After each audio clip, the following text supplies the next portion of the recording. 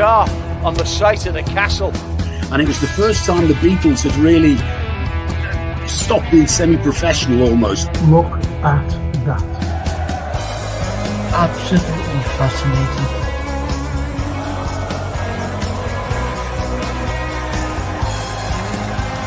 That's what you do. You buy these players that cost money and make a difference in it.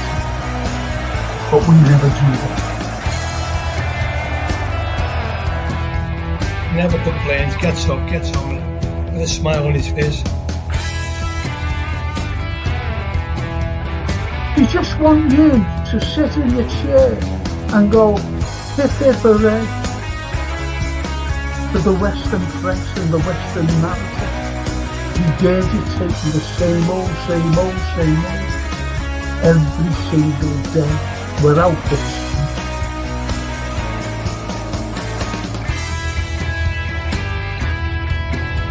If you haven't seen it before, please watch the first series, the first 2 episodes, the second series. Stallone.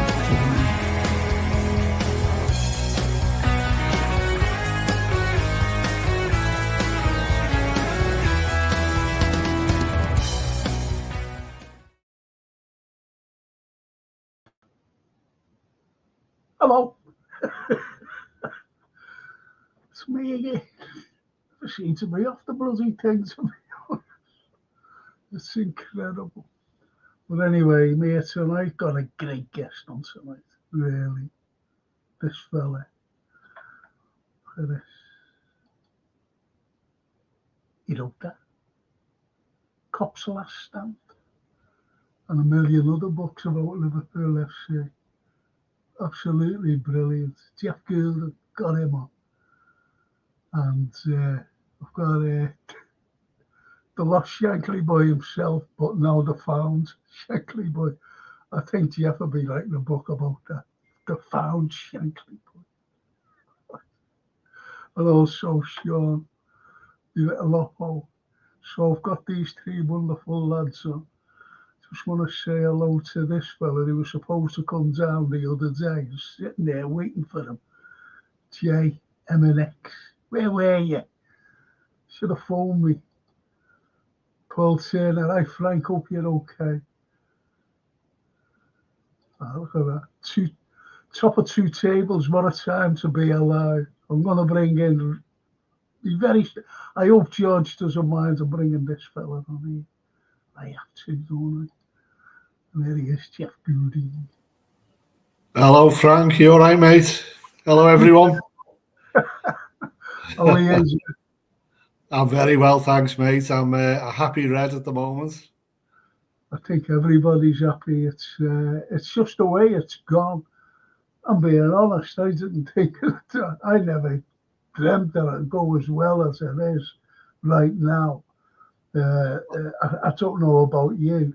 Do you feel the same? No, I was the same, mate. I kind of wanted to get behind him. I think we always get behind the manager, don't we? But I didn't think for 1 second he'd have the kind of start that he's had. I mean, it's I heard the other day it's the best start by a manager in the history of English football. 14 wins out of 16. Certainly the best in the history of Liverpool Football Club. And, you know, people have been saying we haven't faced anyone yet. Well, you know, we've beat a decent Chelsea team, got a great result away to Arsenal, beat a very good Brighton team, and we beat, you know, Bayer Leverkusen last night, which was an absolutely fantastic. Not last night. Was it last night? Tuesday. I'm losing track of time. Yeah, I mean, I think we've been brilliant. Absolutely brilliant. All right. Well, you know, I'll just go on before I bring the Shankly boy on. So, Darryl, can't be on long, 8:30, lights off for me, hospital bed. I hope you're well, Darryl. Hope all the best, Darryl. Good man. Good man. Quietly going about our business here, says Steve Evans, absolutely. And nice to see you. It's that cack of 1956. That must be you, sure. That must be small clot Sean. Oh, thanks, mate. I'm going. Leverkusen couldn't lay a glove on us. That's it. Yes. I'm going to bring on George, this wonderful man, of the bones of this fella. Hey, George. Hiya, Frank. Hiya, Jeff. Hi, George. Nice to see you, mate.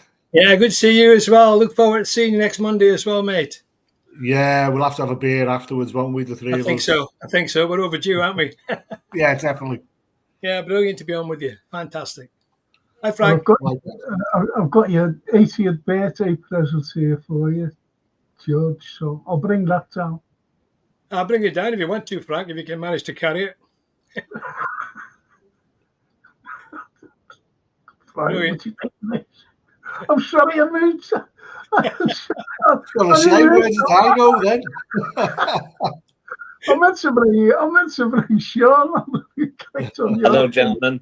All right, Sean. Nice to see you, mate. And you. Always a privilege to be on the show. See you, Sean. Nice to see you. How are you? Well, listen, I'm just going to go straight into this, and it's about next Monday. And Jeff is launch of this wonderful thing here, Klopp's Last Stand, by Jeff Goulding. So, Jeff, can you give us a little insight about Monday as well? Not only Monday, but a little insight to the book as well. Yeah. I'm launching the book on Monday officially. It's been out a little while now, and it feels like a bit of an honour for me in my hometown to be launching a major bookstore like Waterstones in the city centre. We're starting at 6:30, finishing at 8:30. I've got Steve Hunter, who is LFC TV's matchday commentator. He's the guy who gave us corner taken quickly in the game against Barcelona. Absolutely passionate Red, is as passionate commentating on the under-18s as he is commentating on the first team. He's going to be hosting it. He's going to be doing a Q&A with me. There'll be a chance for people in the audience to ask me questions. And then obviously I'll be signing copies of the book. And if people want to bring along copies they've bought elsewhere or older copies of other books that I've written, then feel free to do so. Get your tickets via the Waterstones website, and I'd love to see you all there if you can make it and make it a bit of a celebration. A local author, Mad Red, been a Red all my life, and I'm launching a book in Waterstones in town, so I'm absolutely buzzing. Well, you're also did the Lost Shankly boy. You were the ghostwriter, weren't you, for George? More or less a ghostwriter. Well, to be honest with you, that is one of my proudest moments, really, to work with George on that book. I take that very seriously. I know that to tell someone else's story or to help them tell their story is a huge honour and a privilege. And I see this, and George and I both see this as George's legacy. And really proud to have helped him bring it to the bookshelves. It's a hero's tale, George's book. It's a hero's tale. It's a story of a young lad from small town in Aberdeen, small neighbourhood in Aberdeen, dreamed of playing football, wanted to play for his boyhood club, passionate fan of his boyhood club, but went on this unbelievable journey, which took him to Liverpool, and he met Bill Shankly. And I think it's fair to say, George, the great man changed your life, didn't he? He certainly did. So, influenced the rest of his days. So it was a great honour to bring that book to life alongside George. It's quite incredible that we went from a half an hour conversation, developed into an hour and a half and a 2-hour conversation, and eventually into the book itself, which, as you say, my family and myself do find it as my legacy. A lot of it's thanks to you, Jeff, because of your skills as a writer. You're a fabulous writer. I've said that so many times. And to write 7 books about Liverpool's phenomenal. They've all been successful as well. And this one, the new one, be as successful, if not more successful than any of them. But the Well, Shankly boys still selling well. I'm still getting fantastic reviews, still getting letters from people, etc. I just gave a couple to the top people at the academy yesterday, and they love to get them. So we're still spreading the word about the Shankly years and Liverpool, the start of the great times. Jeff, thanks so much for all you did. You know how much I appreciate it. It's my pleasure, George. And I always say, writing about Liverpool, you've got great material to work with. And writing with you, the stories and the material that you gave me, and it was a dream. It was an absolute dream. But with Klopp's Last Stand, Klopp's Last Stand is actually the fourth in a series of books that I've written, which basically chronicle the history of Liverpool Football Club from 1892 all the way up to the day Klopp had his final moments with the club. And it's essentially a social history of the club. So there's loads of fantastic books about the history of Liverpool Football Club, and there's some great writers out there. And really, I think if you were to ask me what's the unique selling point of the Red Odyssey series, is that it's a book told from the perspective of the people who lived the history. So even when I've gone back in time to the very early foundations of the club, I've tried to tell that story from the perspective of the people who lived it, through piecing together, news articles, stories from the archives, interviews with players, wherever I can, interviews with fans as well. And hopefully it'll stand the test of time as a kind of social history of Liverpool Football Club, alongside all the other great books that have been written about the club as well. So it's now in its fourth volume, and I've no intention to stopping. So, I'll keep going and keep chronicling the history of this club until I can't do it anymore. Do you know what? I'm looking at the cover there. Did you pick that cover out? Because so what you're actually looking at there is a first version of the cover. So the previous version with the dark red is the final version that went out. Okay. So it's always a kind of one of the, and George will know this, being involved in producing Lost Shankly Boy. One of the great joys about getting a book out is working with the publisher and the cover designer to create and Pitch Publishing and Duncan Olner, always produce absolutely brilliant covers. Yeah. But it's a process, and you start off with an original design, and I jumped the gun with this original design and put it out there. But eventually we settled on the one. Well, isn't it, both covers, as you said about the one that finally was chosen, to go on the bookshelves. But that's an iconic picture.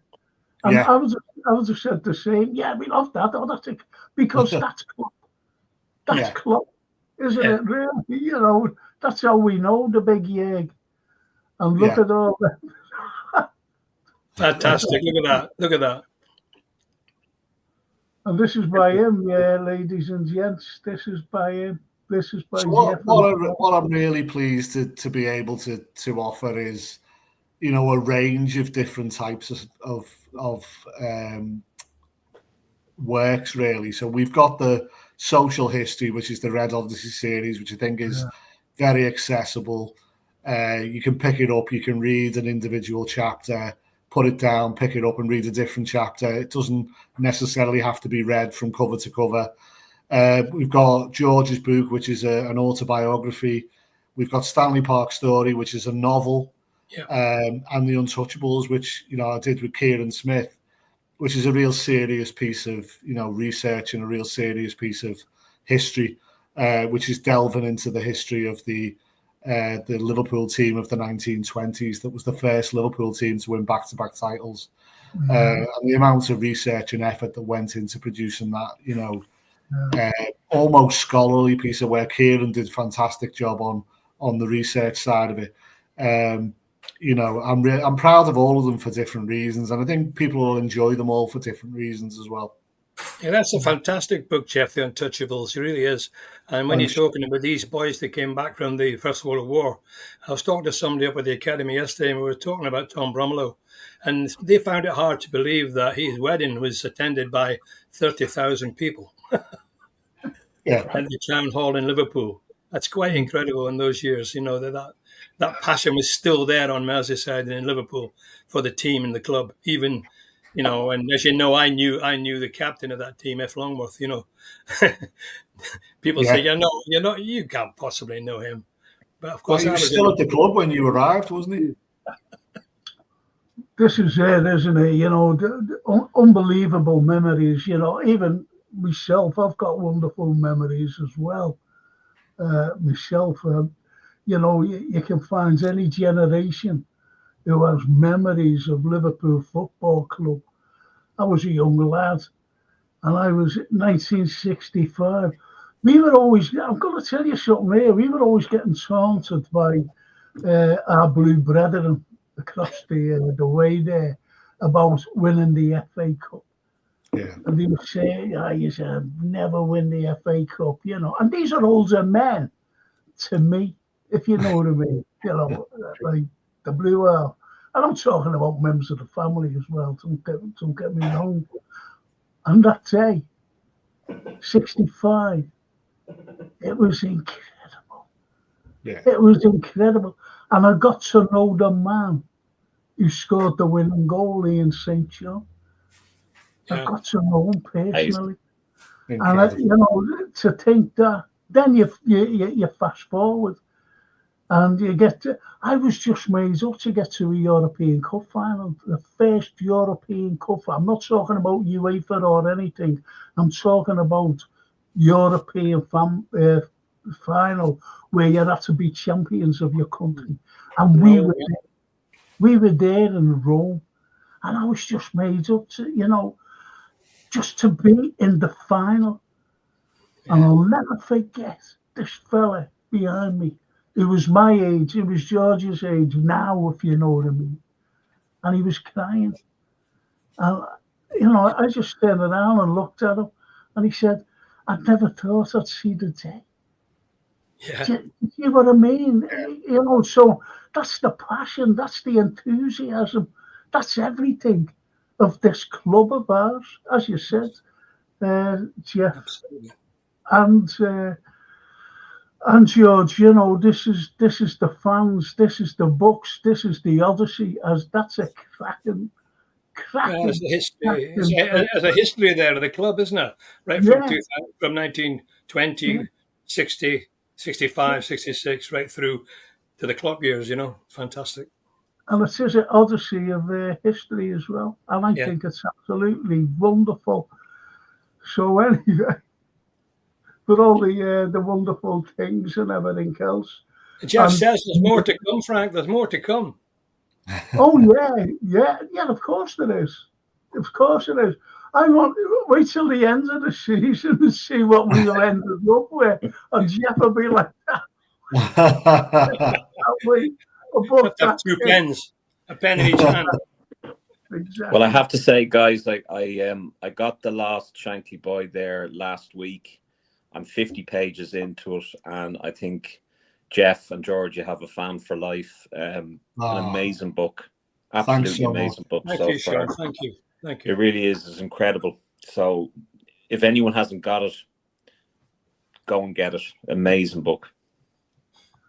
Thanks very much, Sean. Appreciate that. Can I just say hello to this lovely lady, Myra Page? She's South African, and we follow each other on different things, you know. Memories are good because look at the history and compare the team to now. Absolutely. Sums it up perfectly. Sums everything up. Yeah. And Myra is she's South African, but she's a big Springbok, you know, thing. If you know what I mean, the rugby. We got another. We have another South African there as well. Mighty Reds '97, Brandon. Brandon, yeah, he's there as well. Can I just come out with he's a good friend of mine. He's just being offered a pair of tickets for me, lad, to come home to the match versus Real from a so-called mate 321. Whoa! Told him to get. Can't wait to see terrible, him. Isn't it? Shocking. That is shocking. It's pathetic, absolutely pathetic. But sorry about that, mate. I'm going to go straight to Jeff here. Jeff, we had this. People are forgetting that Leverkusen Bayern under the leadership of Xabi. Xabi we all love. Xabi who played for us, unbelievable football, as you know. And, European Cup winner, Istanbul. And he came here with his side, who were German champions. And people seem to forget that they are the current champions of the Bundesliga. Absolutely. What was your take on that, Jeff? Forget the first half. Just forget the first half. And what was your take on the second half? Then I'll go to George. Sorry, were you asking me then, Frank? Yeah. I mean, you're absolutely right. German champions, and although they're kind of in that second season phase now, where teams might have sussed them out a little bit, and I think they're on a run of one win in five with 4 draws.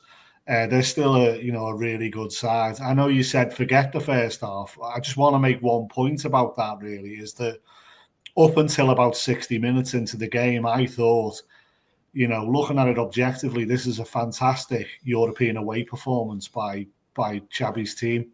We've been brought up, haven't we, on the mantra of you go away in Europe, you keep the crowd quiet, and you come away with at least a draw, but maybe you nick a win. And I thought this is sort of textbook. I thought, they didn't create a lot of chances, but they probably had the better of the chances. And then something happened in the second half. It was incredible. It was a little bit like the Brighton game. There was a moment in the second half where the crowd just decided enough is enough. And that chant of Allez went round the stadium. And the players just seemed to switch on. They just seemed to react to it. Curtis put through an absolutely incredible pass. And I think Bayer Leverkusen's heads went.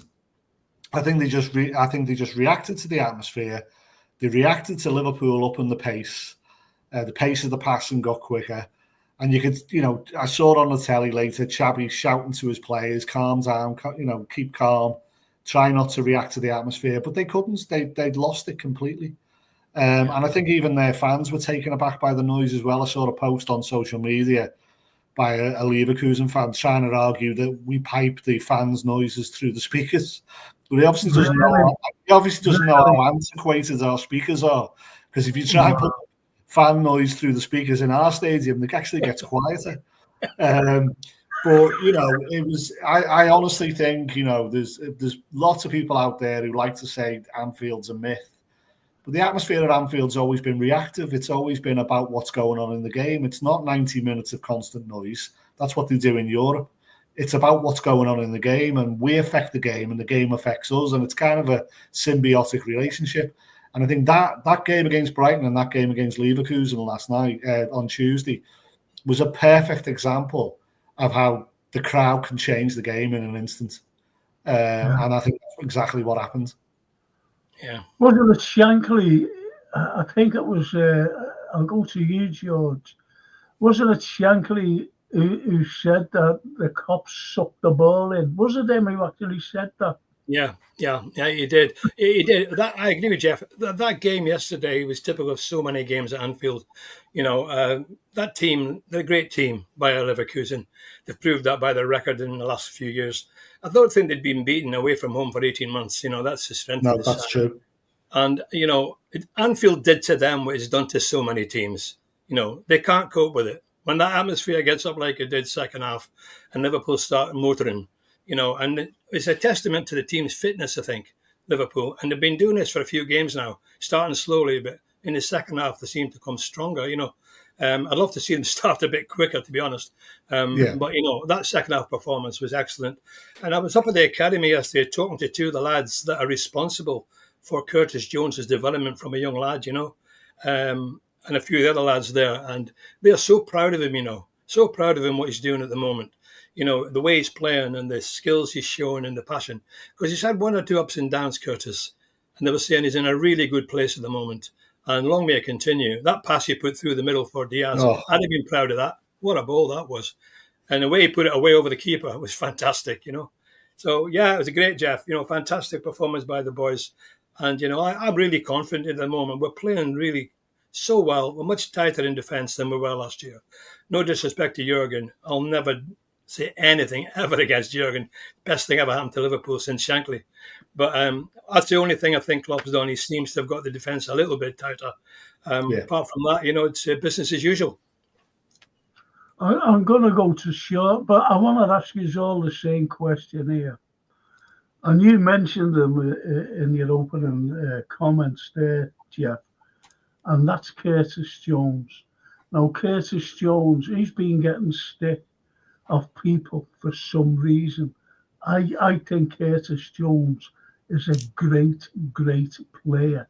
And to me, that pass the other night, and even against Brighton when he brought the ball from the 18, the edge of the 18-yard box and went up, that was a typical footballer, a great footballer. Yeah. And obviously Mo went on and scored the wonderful goal, if you know what I mean. And I'm going to Sean on this. Do you think that he comes in for unfair criticism, Curtis Jones, Sean? I do. I think there's a few players that have had quite a lot of nasty criticism, and I don't really call it, I don't think real fans do that. I would kind of question the sort of critics that are critical of him, let's just say. But I think he's a fantastic player. He has the skill set. He has the potential. Probably the only thing that has kind of gone against him is, injuries and perhaps getting his time on the pitch. But, if he can be consistent and he can be fit, there's a bright future ahead of him. And hopefully we hold on to him and kind of nourish that and keep getting the best out of him. I think Slot is doing that. And I think with Harvey Elliott, who I was kind of expecting to have a fantastic season this season under Slot, I think Jones is really kind of coming into his own. I think Slot, I think that the style of football is suiting Jones, I think. Okay. George, then I'll finish with Jeff. George? Yeah, it's hard to leave Curtis out of the team now, I think, to be perfectly honest. I think he's in the team probably, I would say at the moment, ahead of Szoboszlai, even though Szoboszlai is a great player, fantastic player. But, I mean, if it was down to me, I think I'd start with Curtis because he's in a good run of form, really, and you can't afford to put him out of the team who's playing like that. A young lad, Scouser, and future's ahead of him. He's got lots of good years ahead of him. If he can keep clear of injury, like most of them, that's the thing, I think, for our team at the moment. We've got to keep clear of injuries because we haven't got a lot of backup in the midfield with Harvey being out. If anything happens to McAllister or Szoboszlai, you're a little bit tight in there, but as long as we keep them fit, I can only see us going from strength to strength, especially at home. Jeff? Yeah, I mean, I agree completely with what Sean and George have said. And, to answer your question, does he get unfair criticism? Absolutely he does. I mean, I sit next to someone who hasn't got a good word to say about him, to be honest with you. And I'll never understand that mentality at all. But I think we've got players from all over the world, and rightly so. It's great to see the best players in the world playing at Anfield. But it's special as someone from the city to see a local lad pulling on the shirt and playing for the club. He's kind of representing us on the pitch, isn't he? And, I think he gives us all, and any player that gives us all in the shirt deserves our respect. I think, but not just because he's local, but because of his quality, to be honest with you. I agree that, he's had ups and downs, he's had injury problems. He probably feels he should have played more under Klopp. But is he coming into his own now? And I agree completely with George that, if I'm looking at that midfield now and saying what's the best midfield to go against Villa at the weekend, I would put Jones in ahead of Szoboszlai. And I rate Szoboszlai highly. I think he's having a bit of a difficult spell at the moment. No doubt about that. All players do. Maybe he's adapting to some new instructions from Slot, but Jones has got it. Jones has just got it straight away, and he's doing exactly what he needs to do. He's doing exactly what his manager tells him to do. And I thought playing a bit further forward against Leverkusen because he's been played at, as in front of the back four, hasn't he? Yeah. Played a bit further forward behind the strikers against Leverkusen. He was like a revelation. I thought he was absolutely brilliant, and I think he should be nailed on as a starter at the weekend. Yeah, I agree with that.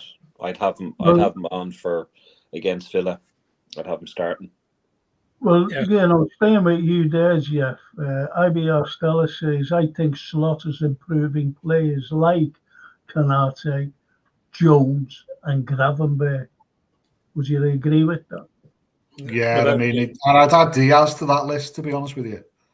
Diaz, Yeah, no, I mean, I rate Diaz anyway as a creative force, but his end product has gone up, immeasurably this season, hasn't it? I think he's now on 8 goals in all competitions. He's only 1 goal behind Salah. So, he's added output to his creativity this season.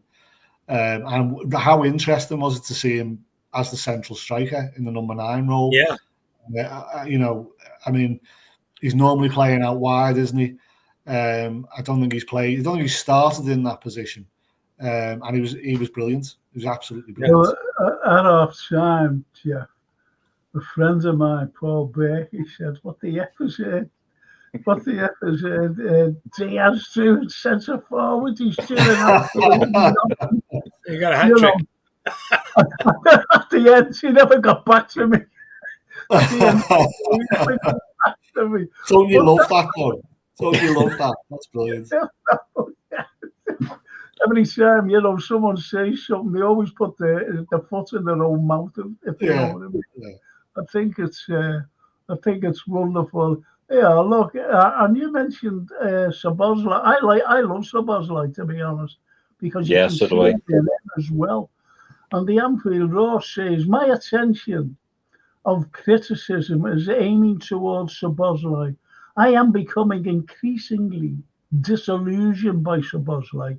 I think he is underachieving at the moment. Running around is not enough for me. Anyone? He probably feels that way himself, really, at the moment. Players are conscious when they have a little bit of a dip in form, I'd like to see him having a bit of a shot from the edge of the box, Yeah. In fact, I'd like to see a few of them do that. They tend to get one touch too many sometimes when they could have a go. But he's undoubtedly a quality player, a classy international player. And people do go up and down in form. They all have that from time to time. So I have every confidence that he'll continue to make a good contribution to the team and to the club. Yeah, I'd agree with George there. I mean, like as I said in other shows, I have a few Hungarian friends. My cousin is married to a Hungarian, and they've been singing his praises long before he signed for Liverpool. And I see potential in him. Obviously, the fact that he had an injury last year kind of, I think, threw him off sorts a little bit. And I think obviously now with a new manager, and he's kind of slightly playing a different position to what he was playing under Klopp, that's a bit of an adjustment for him. But I think we stick with him, and he'd be motivated to play well, especially with Jones on his heels. I think competition for places only brings out the best in these players. Well, Anfield Roar actually answered himself as well, because he said, I find the more I criticise someone, they do well. I did it with Elliott, then Gravenberch, Nunes. Well, that's ongoing. And Holmes, and now Szoboszlai. Yeah, keep criticising. That's what I say. You carry on then, yeah.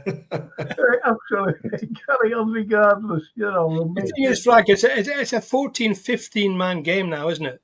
It's not an 11-man game anymore. Players know they're going to come on. Almost every game you'll bring 3 subs on some part of the game. So they all have their part to play. Agree with that. Well, the Mighty Red says Real Madrid should take notes from us on how to play to left wingers at the same time, because they clearly don't know what to do with Mbappe and Vinicius. Yeah. It's totally ruined the balance. I'm not interested. Mbappe or Vinicius, I'm not interested. They've lost a few games recently, anyway, haven't they? Yeah, well, hopefully, I'll be. Use another one at Anfield in another week or two. Yeah. What is the date of that game, by the way? I think we've got. It's before the City game. Villa, then the international Yeah. break, and then it'll be Madrid midweek. Yeah, it's the end of November. It's still this month. It's still late November, yeah. I only know the club have took the money for the ticket, I think, so. Yeah. Well, let's just hope that. I'm not. I hate the word revenge. Even Shakespeare doesn't like the word revenge. Albeit, just forget what's gone before and go out and beat what's in front of you. That's what I say. You know, I thought Salah made a bit of a mistake in, talking about revenge before the Paris final, didn't he? Clearly he was hyped up for that, and he kind of obviously felt very aggrieved. Thought it was a mistake for him to go public with that. I'd always rather they do the talking on the pitch. Yeah, I said exactly the same. Because it's unusual for Salah to do that, though, isn't it? Yeah, it is. Well, a fellow by the name of Cyril Turner, he wrote a book called, a play called A Revenge's Tragedy. And his contemporary, Shakespeare, said, what did you do that for? Revenges. You shouldn't. Everything's not about revenge. It's more subtle than that, he said. That's what the Sheikh said. And getting back to that, I'm sorry about that, but I had to come out with this bloody revenge thing. And the Anfield Road, Ansa Bosla, he is playing behind the striker, yet he is not a passer between the lines. And neither is he a goal threat. I think he needs to do more. Nice lad, I've met him, but Dominic, let's go on that. So, people look, we all do. Jeff, you do. Sean, you do. George, you do. Yeah. We look at these players. I mentioned when we first started about Curtis Jones and the way he come out from, the edge of the 18-yard box, went up, passed it to Luco. Luco gave him it back. He carried on. Perfect weighted pass for Mo. And Mo put us in the back of the net, cut it and put us in the back of the net. And that's what, we look at things like that. But I seen Dominic there, the other night, and he gave up. The ball came over, and he jumped up. He headed it onto, I forget who it was, but it nearly led to a goal. And they're the little intricate things that he gets up to. Yeah. Because I watch him, and he is a great passer of a ball. Yeah. He really is, and he's just unlucky with some. And look what he did against Man United when he ducked. Lovely pass to Mo. No, but when he ducked when the ball was coming over. Yeah, he did. Yeah, when we scored, when Diaz scored. Yeah. He's been unlucky in front of goal a few times as well. He's missed a couple of chances, which he probably regrets. He could have had 3 goals. Yeah, he missed a sitter at Man United. Yeah, right in front of goal.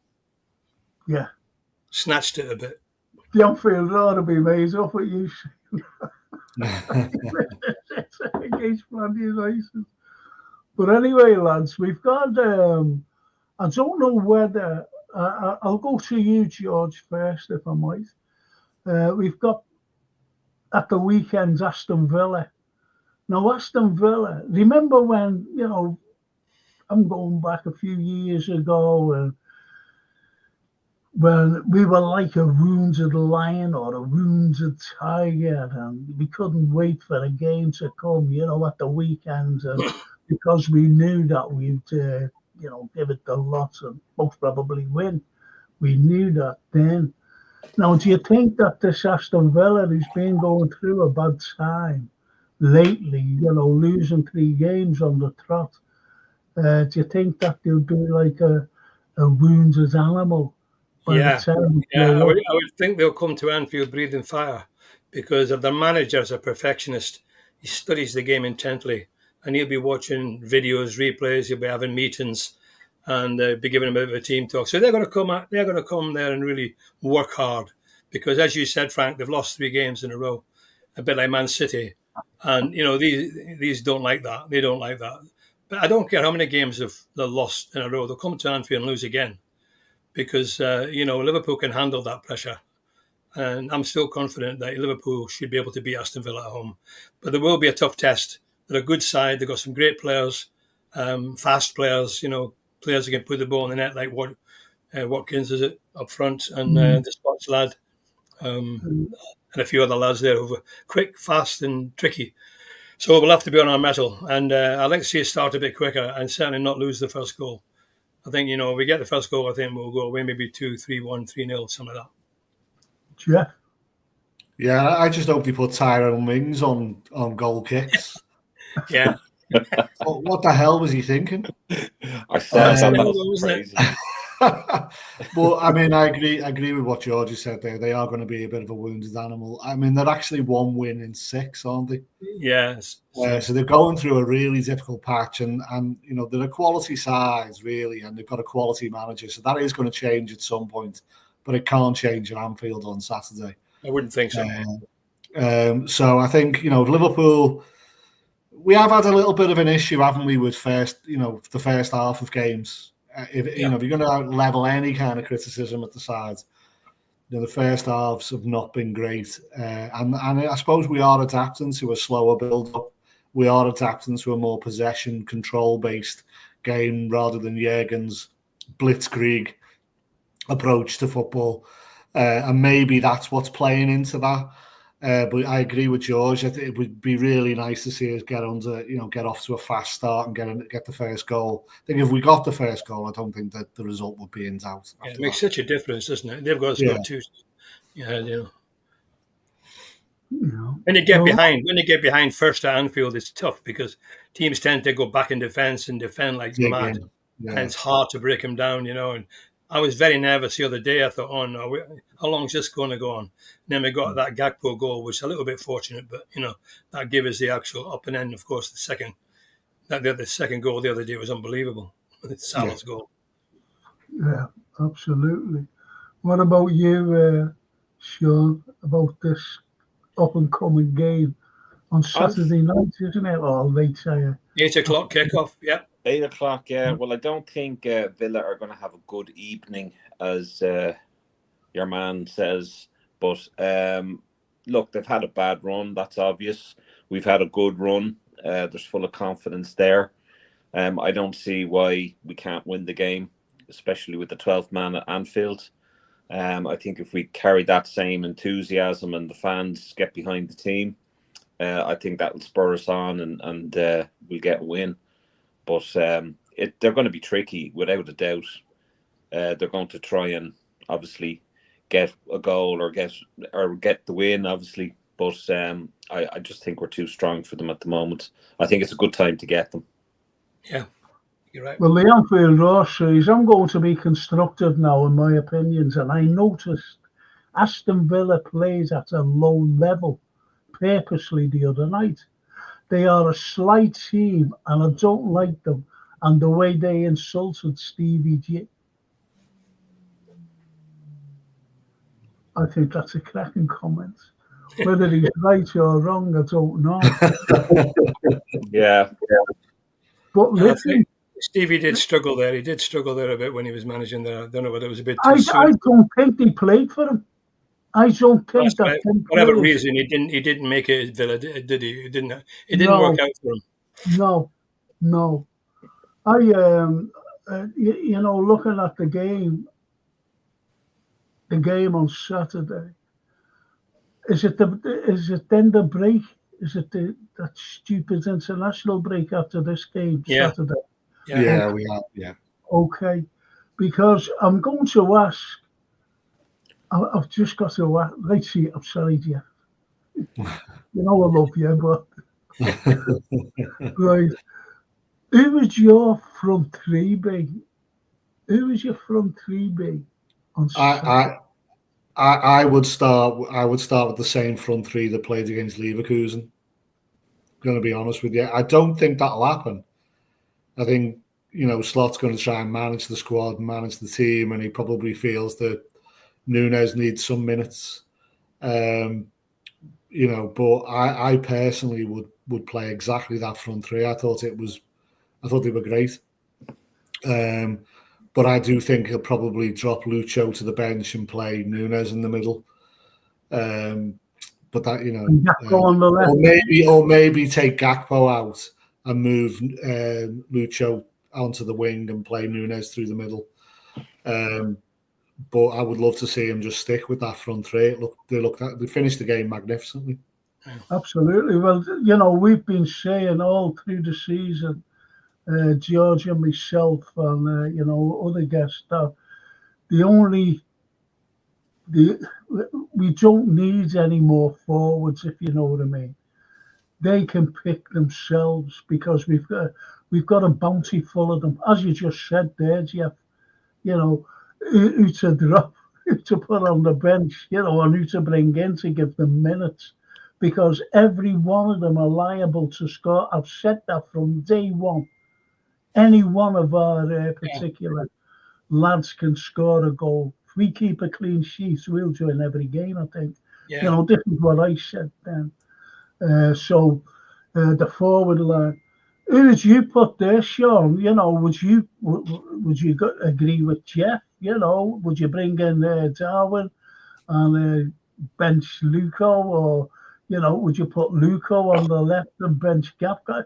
It's a variety of great players, and it's a headache even for ourselves. It's like opening up a box of celebrations and deciding which one you want to go for. It really is. I mean, we've got so much variety. We've got fantastic selection on the left-hand side with Gakpo and Diaz. And then obviously now we play Diaz in a number 9 position, and he's done extremely well. We've tried obviously Szoboszlai in the number 9 position, and that didn't go too well. Obviously Salah, speaks for itself. He's the first one to be picked on the team along with Virgil, and if Alisson is fit. But I'd be inclined to agree with Jeff, but I think Nunes needs the game time, and I would have Nunes instead. And I'd probably you can't get rid of Diaz after scoring 3 goals. So I think he's going to be on form, and he's going to be wanting to add to his tally. So I would have Salah, Nunes, and Diaz. George. Well, we're spoiled for choice, aren't we? And it's just a pity Jota's not fit, because he'd be there as well. That would make it even harder. I'd like to go along with Jeff in terms of that 3 that finished the second half there. They were very exciting. They played really well. But I have a feeling that he'll play Gakpo on the left, and he'll have Nunes. He might not. I would like to think it would be Salah, Diaz, and Gakpo. But I wouldn't have any problem in Nunes playing, because he puts so much work in. If he could just settle down a little bit in front of goal.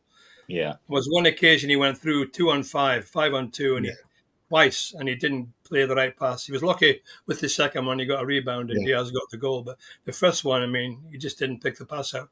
If he could just sort that out, he'd be so lethal. I love it's his decision making, isn't it? He gets caught offside all the time as well, and that is obviously something that can be coached, I think. But you're right, George. If he can make his decision making that little bit better, his game intelligence. Remember the Arsenal game when Trent put that ball through. He looked along the line and he just stayed on side, and his pace takes him away from the defender. Yeah. But he just needs to educate himself to just glance along the line before he goes. I think over the last couple of games, guys, that I don't think Nunes has gone offside or has been caught offside. So I think that part of his game has improved. The other thing that I love to see with him, and it kind of reminds me of Dirk Kuyt, is how he tracks back and he does defensive duties. He's added that to his game, definitely, hasn't he, this season? So that's been really, really impressive, and I like to see that. I really do. He really wants to do well at the club, and he wants to, get the win and get the ball. So sometimes he runs around like a headless chicken. But we want him to do well, and I want to see him getting game time. And the only way he's going to do well is getting game time. That's it. That's how it's done. Yeah, thinking about it, I would definitely have Salah and Diaz. They're so talented, them two. Yeah. And we could pick any one of the other two, Nunes and Gakpo, but I would definitely have Salah and Diaz in the front three. I told you, I was watching the game the other night, carefully, and I've always liked a certain player, not for Liverpool, by the way, and that's Nkapi. I think he's a fantastic left back, and he can play left side as centre back as well. So I was watching him carefully, and all my expectations were, absolutely made up with him, because no matter how you look at it, he had Mo in his pocket. He was like a rash on him, but he wasn't. Don't forget that Mo gave 2 assists. Yeah. So, that was the downfall of Nkap. But if there's any movement for the defender in January, Jeff, would you like that? Did you notice Nkapi, by the way? I don't think I really watched this game the way you've just described there, Frank. That's really interesting what you say there. I do think, however, we are going to have to probably invest in the fullback positions, aren't we? We don't know what's happening with Trent. Hopefully he signs. Yeah. But really, Robertson looks like he's, struggling to play regularly. He's obviously carrying a knock, and his form's took a bit of a knock as well. Yeah. Behind him, you've got Tsimikas, who I think's been outstanding, but you've got Tsimikas, and then behind Trent, you've got Conor Bradley, who's great. But there's, if Trent goes and Robertson doesn't sort of manage to regain his past glories, we are going to have to look in the market for some fullbacks, aren't we? I think we're all right at centre back with Konate and Kwanzaa and Van Dijk. We've got to get Van Dijk. Gomez as well. And I'm sorry, George. Yeah, what a great point. Gomez, magnificent when he came on. He was brilliant in Saturday, wasn't he? Second half against Brighton. Great tackles. I think centre back's fine. Goalkeeper's covered, but the full back positions look a bit light for me now, and I think we need to start thinking about the future and bringing in. Jeff, do you think, and Frank and Sean, do you think Kelleher looks a little bit downcast at the moment? He's playing so brilliant. He's playing brilliant. Because he's worried, I think, about next season. Because he's got Alisson, the greatest keeper in the world. He's got this new guy they've paid 30 million for, and he's thinking to himself, "Where do I fit in?"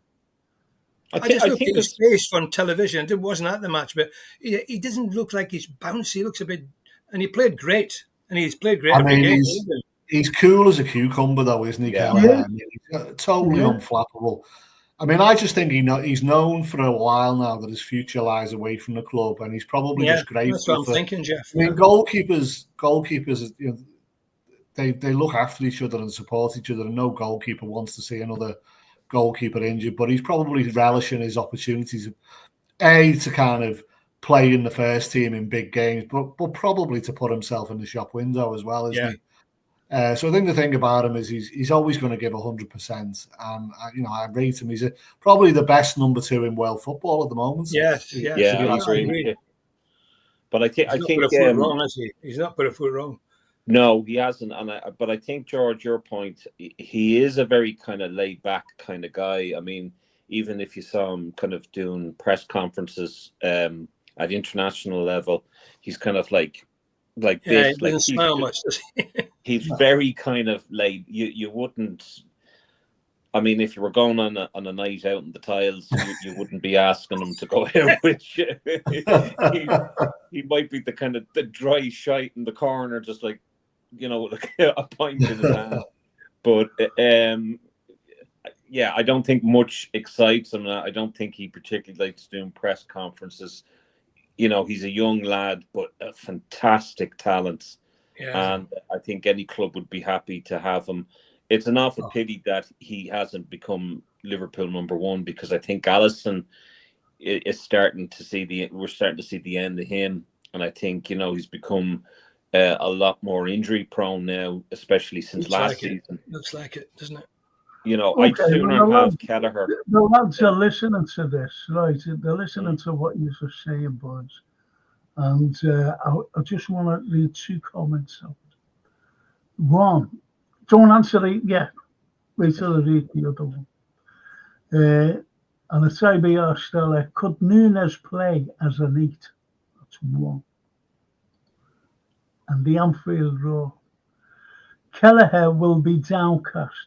He has basically been treated like an unwanted player.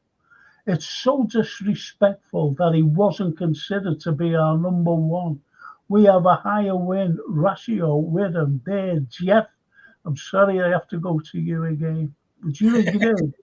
You've got the likes of what IBR said, could Nunes play as an 8? And what Anfield Road said there about Quavine. I don't see Nunes as an 8, if I'm honest. I see him as an out-and-out number 9, target man. He's got loads of pace, get on the end of passes. I don't see him in that role as a number 8. However, I mean, the point about Kelleher, has he been treated badly? Has he been disrespected? I'm not sure I agree with that, to be honest with you. I think he's been played in some really big games. Klopp kept faith in him in the League Cup finals, played him in the League Cup finals, and what a contribution he made in those games. I think he won penalty. He won us one of those, didn't he? And I think Kelleher himself would say, I take on board Shauno's point about Alisson and his injury record, and he's sort of the wrong side of 30 now, although he could probably go on a few more years. Kelleher's been playing behind the best goalkeeper in world football, in my opinion. And I don't think he would be thinking that he's an automatic starter over Alisson. So I don't think he's been disrespected. I think he's been given loads of opportunities. He's had the faith of, one of the best managers in world football in Jurgen Klopp, and he's been shown a great amount of faith by Arne Slot as well. Unfortunately for him, he is behind one of the best goalkeepers in the world. Where he might have a bit of an argument is, well, if you're looking to replace Alisson down the line, why aren't you looking at me? Why aren't you looking at me? And why are you bringing in another goalkeeper instead of looking at me? And he might be thinking that, but I'm not sure that that's right either. I think basically he's said to the club, I need to start playing regularly and I need to start looking. So if an opportunity comes along, I'm going to take it. And then the club have decided to bring in another goalie. Because for that, I don't know that. Do you know what I mean? I'm not suggesting I've got inside knowledge, but I wonder whether that's been the dynamic rather than him being disrespected and wanting to leave. I mean, I can see why you might see that from the outside, but I'm not sure that that's the case. Yeah, I agree. What about, do you agree with that, George? Yeah, I do. I do agree. I don't think he's been disrespected. I think he's been respected by the club. But as Jeff says, Alisson's an exceptional goalkeeper. I think most of us have agreed he's probably been the best goalkeeper in the world during the time he's been playing for us. So, Kelleher's done a remarkable job, to be honest. Absolutely. It's very difficult when you're playing behind I had a similar experience myself. When I played, I was playing behind Roger Hunt. So, if you can't get these guys out, you can't get them out. Unfortunately, it's just the way it goes. If they're world-class players, you've got to try and be as good, if not better. And it's very difficult when you're playing against or with players like that quality. It's Shauno. Yeah, I mean, I don't think he's been disrespected. I just think that, if you're bringing in another goalkeeper, I think he's probably thinking to himself, well, could I not have replaced Alisson? I think that's what he's thinking, but there are no guarantees in football. I think he's played extremely well, the chances that he's had at the club, and he's been an incredible servant to the club. I think Liverpool has made him the man he is today, without a doubt. I don't think anyone could dispute that.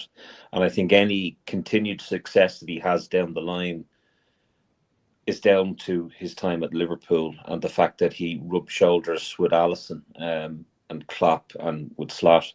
I don't doubt that for 1 minute. But he did make a comment at international break that it would appear that that Liverpool have decided to go down a different route and not have me in their future plans.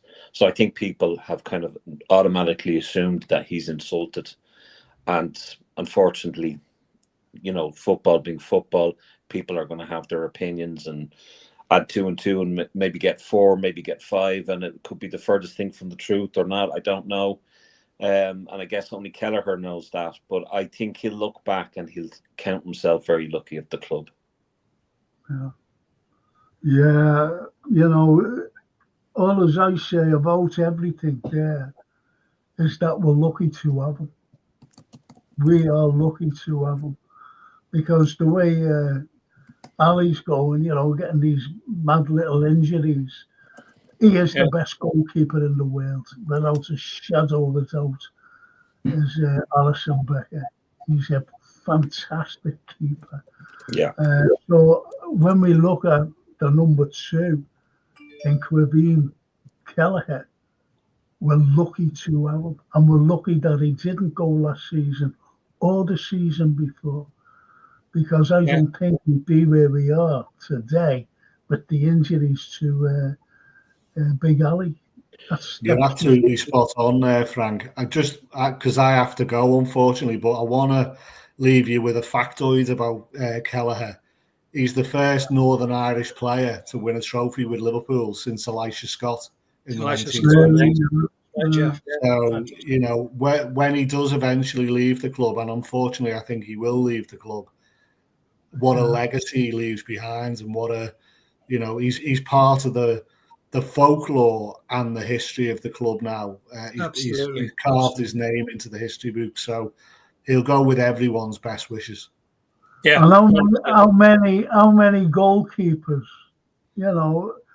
people seem to forget this as well.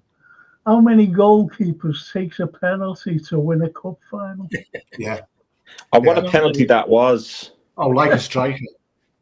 And just to and certainly not something I would do. Jeff, he's a Cork man, so he don't let him hear you say he's from Northern Ireland. But yeah, he's a fantastic. That penalty was incredible, absolutely incredible.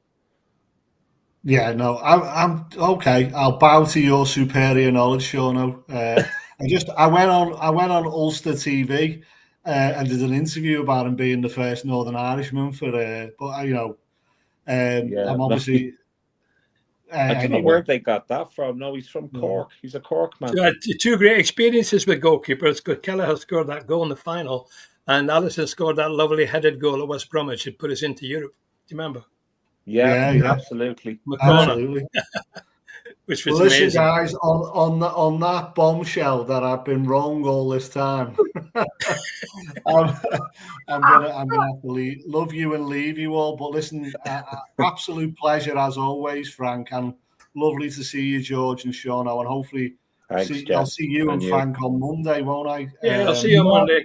Carol's coming as well, so look forward to and I'll be on again.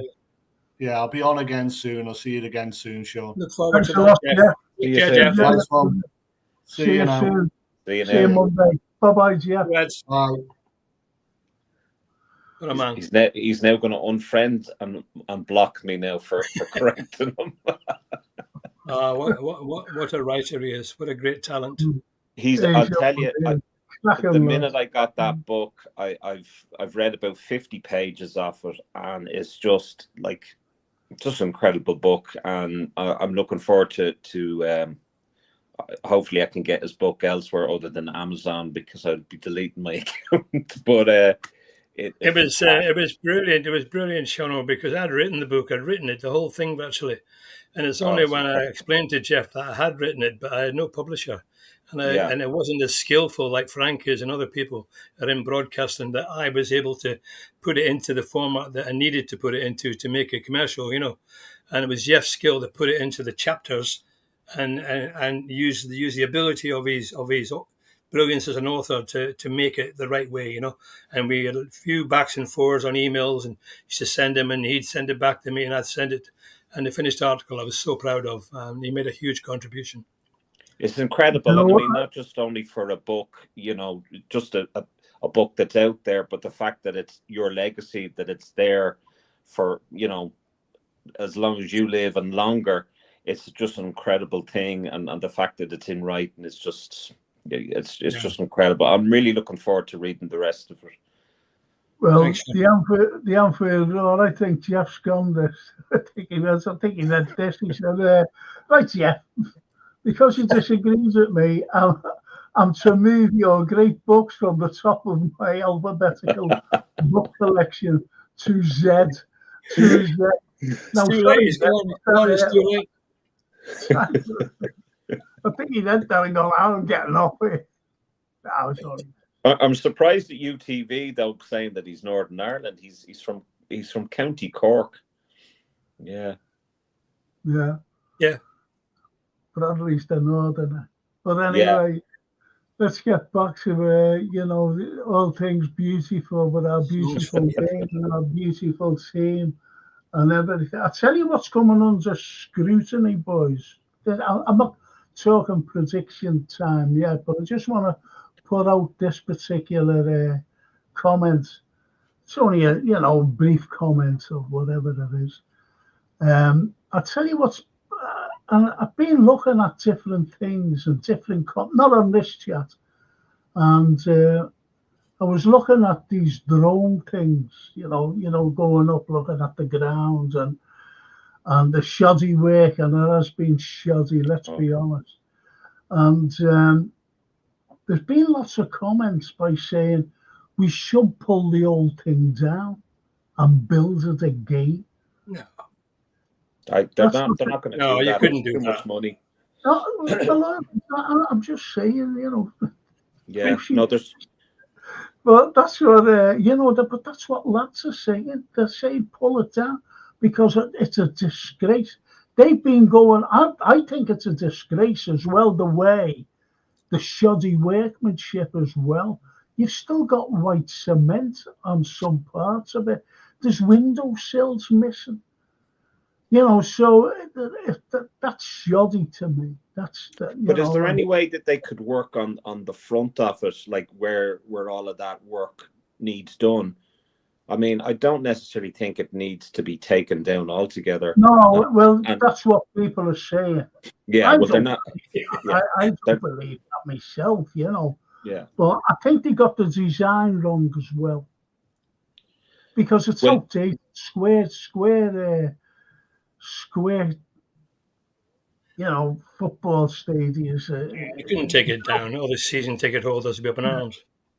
Yeah, but no, I'm just saying about the. I know, Frank. I know. The design. I think they should have rounded it. Should have done it right in the beginning, Frank. Really, that's what you're saying. Exactly. And I said at the time, no, don't do that.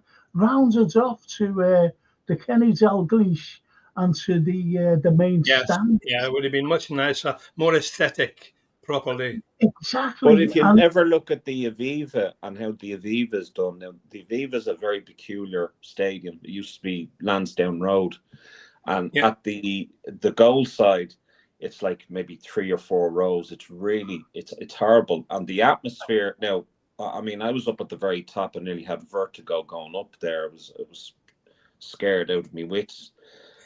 But it's really, really steep. It's terrible. It is horrible. I mean, I've been to a few games and I've been in an executive box and I've been to a few rugby games in it. The rugby, obviously, a better atmosphere. The football, not great. But all in all, the atmosphere there is not all that great. The atmosphere in the likes of Croke Park, which again is not round as you say, Frank, it's kind of old school.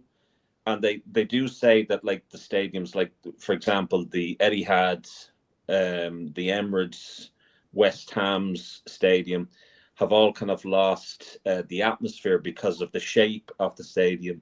And stadiums like the size of or the way Anfield is better. However, I would agree with Frank. I do think, though, that they should have done what Spurs did and build around the existing stadiums. And that's a magnificent stadium, Spurs. Absolutely. But they should have pushed up the stadium even further down the Annie Road, so then they could build up to the Kop and expand the Kop. Because I was listening to match commentary, and they were talking about the main stand and the Annie Road and how it's towering over the Kop. There should be no stand towering over the Kop. There should be no stand towering over the Kop. So I think, because they're American owners, they didn't really know how important the Kop was to us. And I think if they did enough research, they could have done something better with it. That's I agree. Yeah, I do agree. Yeah, absolutely. But anyway, Judge Red, this is for you, George. I hope you're working on volume 2, George. You must have some inside Shankly stories to tell, and maybe some players' stories. Uh-huh. I'm working on the film now. Brad Pitt playing it. I think most of them are covered in the book. To be honest, I think there are more. The other ones are in my after dinner talk. I do the stories. I do the stories there. I do the accent and make a few bob for charity. That's great. I think what you do, George, about these particular after dinner speeches and little talks here and there. I'm giving it to, and I always give out to charity myself, especially to Zoe's place, and I've been doing that for years. It's pushing 20,000 now over the 10 years since it started. It's all gone to lymphoma, blood cancer. I never take any money. I just enjoy doing it, and if people enjoy the stories and get a laugh, and I'm happy.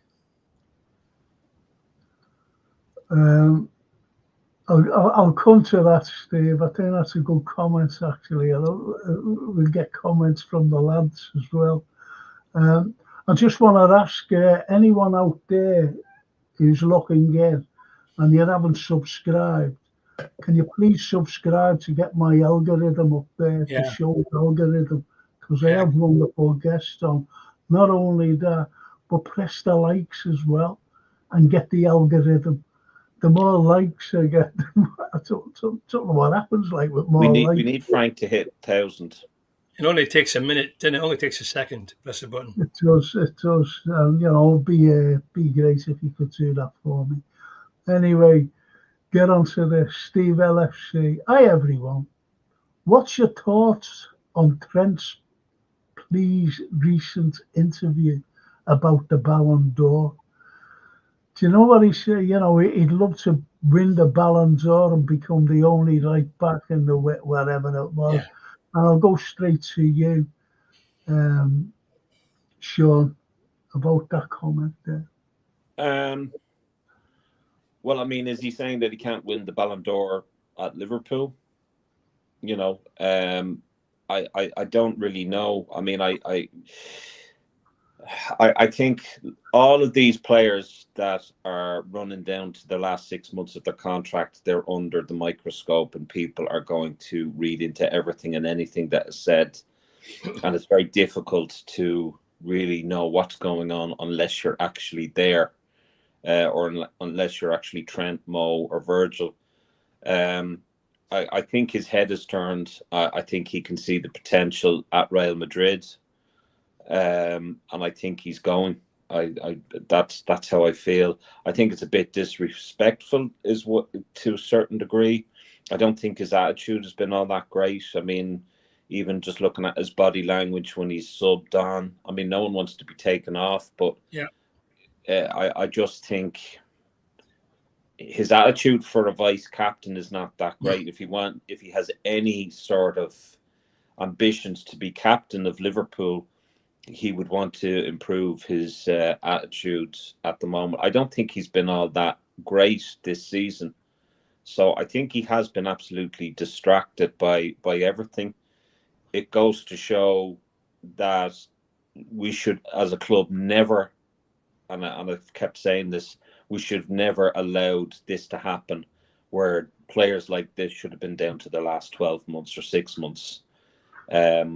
But I think he sees the potential. He's won everything at Liverpool, and now he wants to try another club.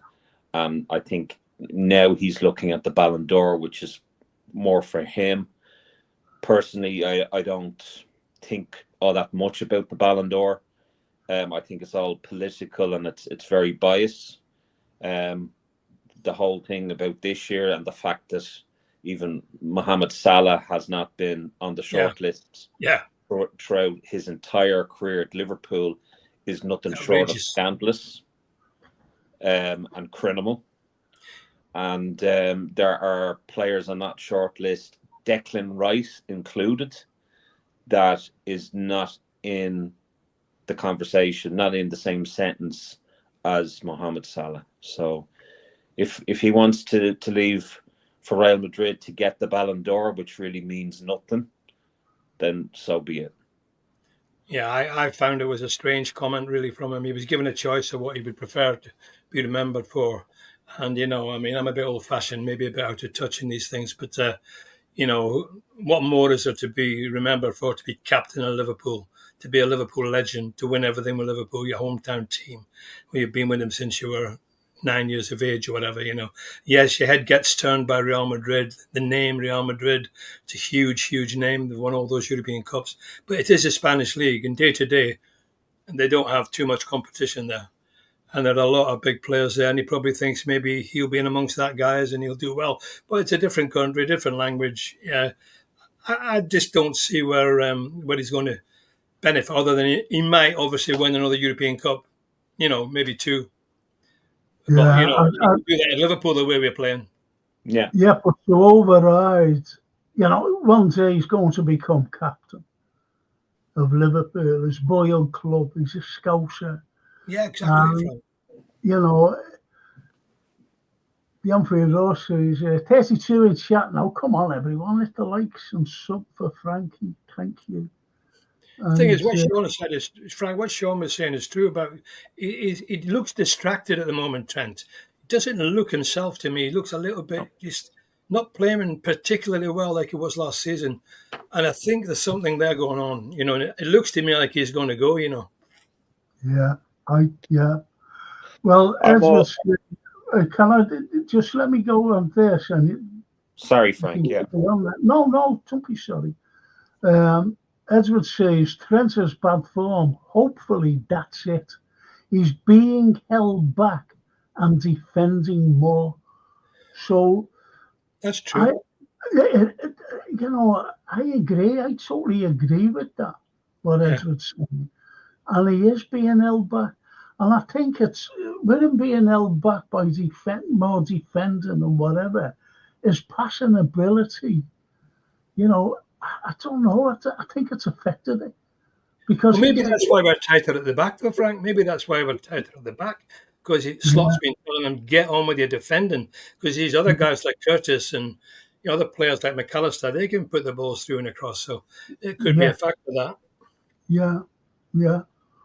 Would you? I've just got to show this picture, and it was only about the ground. You know, when I said we could have rounded it off some way to Kenny, to the Kenny Dalglish and to the main stand for more seating. You know, there'd be a few thousand there. You know, a couple of thousand more seats to be had, and the likes of myself could have been, you know, more available for tickets more available for me and other fans who can't get bloody one. And my little granddaughter, I bought her a top. She loves Trent. We're talking about Trent might be going, and she just loves him. She thinks he's great. And she was watching the match the other night in the house, you know, in her mum's house. And there she is there, look, with a top on. Oh, what a great picture. Yeah, I can see it, yeah. 66, Trent, yeah. Oh, she sat there, and Francine said to me today, you know, she came down to see me today, and she said she was so proud. And, you know, looking at Trent and doing that, and when we scored, you know, she was, and it's just sad that the likes of me, and I'm talking about thousands, yeah. You know, we can't bring our grandkids, you know, or sons or daughters So I've seen young kids in there, and I'm made up. I've seen, I watch inside Anfield. I think it's a great program after Yeah, the it is. game, Yeah, I like and that. it goes on to our supporters. And you see young kids, Kids, and yeah. they've got the reds on. These are young reds, both male and female. These kids, they're made up. You know what I mean? Jumping Yeah. up and down and everything after we score. And this is the type, it carries on, George, as you know. Yes, it You does. go back to Shankly. And, you've seen it time and time and time again, different generations. Yeah, I And used to that's take my what son we when he are. was 7. I used to take him when he was 7 when Keegan was playing. And then he Yeah, takes me now. it's, it takes me to see But Lucio and Daco. Yeah. but it's so right though, and I mean I've seen the Spirit of Shankly starting to kind of come up and with their banners, and Spine Cop 1906 putting up banners going on about fans being exploited and the tickets and whatever. I mean, they knew what they were going to get under FSG, and they fought tooth and nail and made them out to be their saviors and what have you. Spine Cop, they did the whole thing about no banners in the Cop for the Atalanta game, which was an absolute disaster. Yeah. It was an I absolute agree. PR. It was just terrible. And I mean, the very likes of those people would ridicule someone organising a plane over Anfield saying FSG out and say that that's cringe. But it was cringe to see there are no banners and thinking that that's going to affect John W. Henry, Tom Warner, Mike Gordon. It's not. They don't care. They don't care. We knew what sort of setup the Annie Road was going to be, the corporate seats and what have you. We knew all about that. We knew that this was going to happen. So I don't know why they're all of a sudden coming out. But I mean, they need to look at where to point the finger off. I couldn't care less about other clubs and what they're doing. But you're seeing a generation or even two generations being basically kicked out of football because they can't go and see a game. And I think if we looked at making Anfield a whole lot bigger than it actually is, and then doing something about the infrastructure, maybe getting a railway line extended over or a tram or whatever around Anfield, it would be a whole lot better. It would be able to cater for the 30-year waiting list for season ticket holders. But we also have to look at the season ticket holders, the current ones that are selling their tickets to these companies that are charging an arm and a leg, for other fans to watch the game, like 300, 400, 500 euro for one game. Disgusting. Yeah. So, See, we embrace our fan base, around our global fan base. We embrace them. We love them. Yeah. And it's great to see different nationalities, at the game. But I'm more concerned as well about the likes of myself who can't get a ticket. Lifelong supporter, Frank. How many years have you been supporting the club? Exactly. I mean, since the 60s. Exactly. I seen Liverpool win the first FA Cup, and I've been going to. I used to queue up early hours in the morning. Yeah, I know. Still dark for tickets. Yeah. And going to the cup to buy your ticket, the queues right around. That's how loyal I am. I've been to mad little places as well. but your loyalty hasn't been paid. They're not respecting your loyalty. Yeah, I went to Doncaster. I went to Gig Lane, Bury. Horrible nights as well. Windy and cold. The trouble is now Liverpool is so famous. It's such an iconic situation. A lot of these lads in Malaysia, and all these places, Far East, they just want to come to Anfield once. It's like a bucket list. I want to go, my lifetime ambition to just go to Anfield. I've seen them online, all these posts online. If only I could go once in my life. And how lucky and blessed are we that we can go at least, but near to the ground. We can go when the opportunity arises. As you say, Frank, if you can get a ticket. Well, I mean, George, that's a very good point. And I was speaking to Brandon. I was speaking to Brandon, and I'm sure Brandon won't mind me saying this.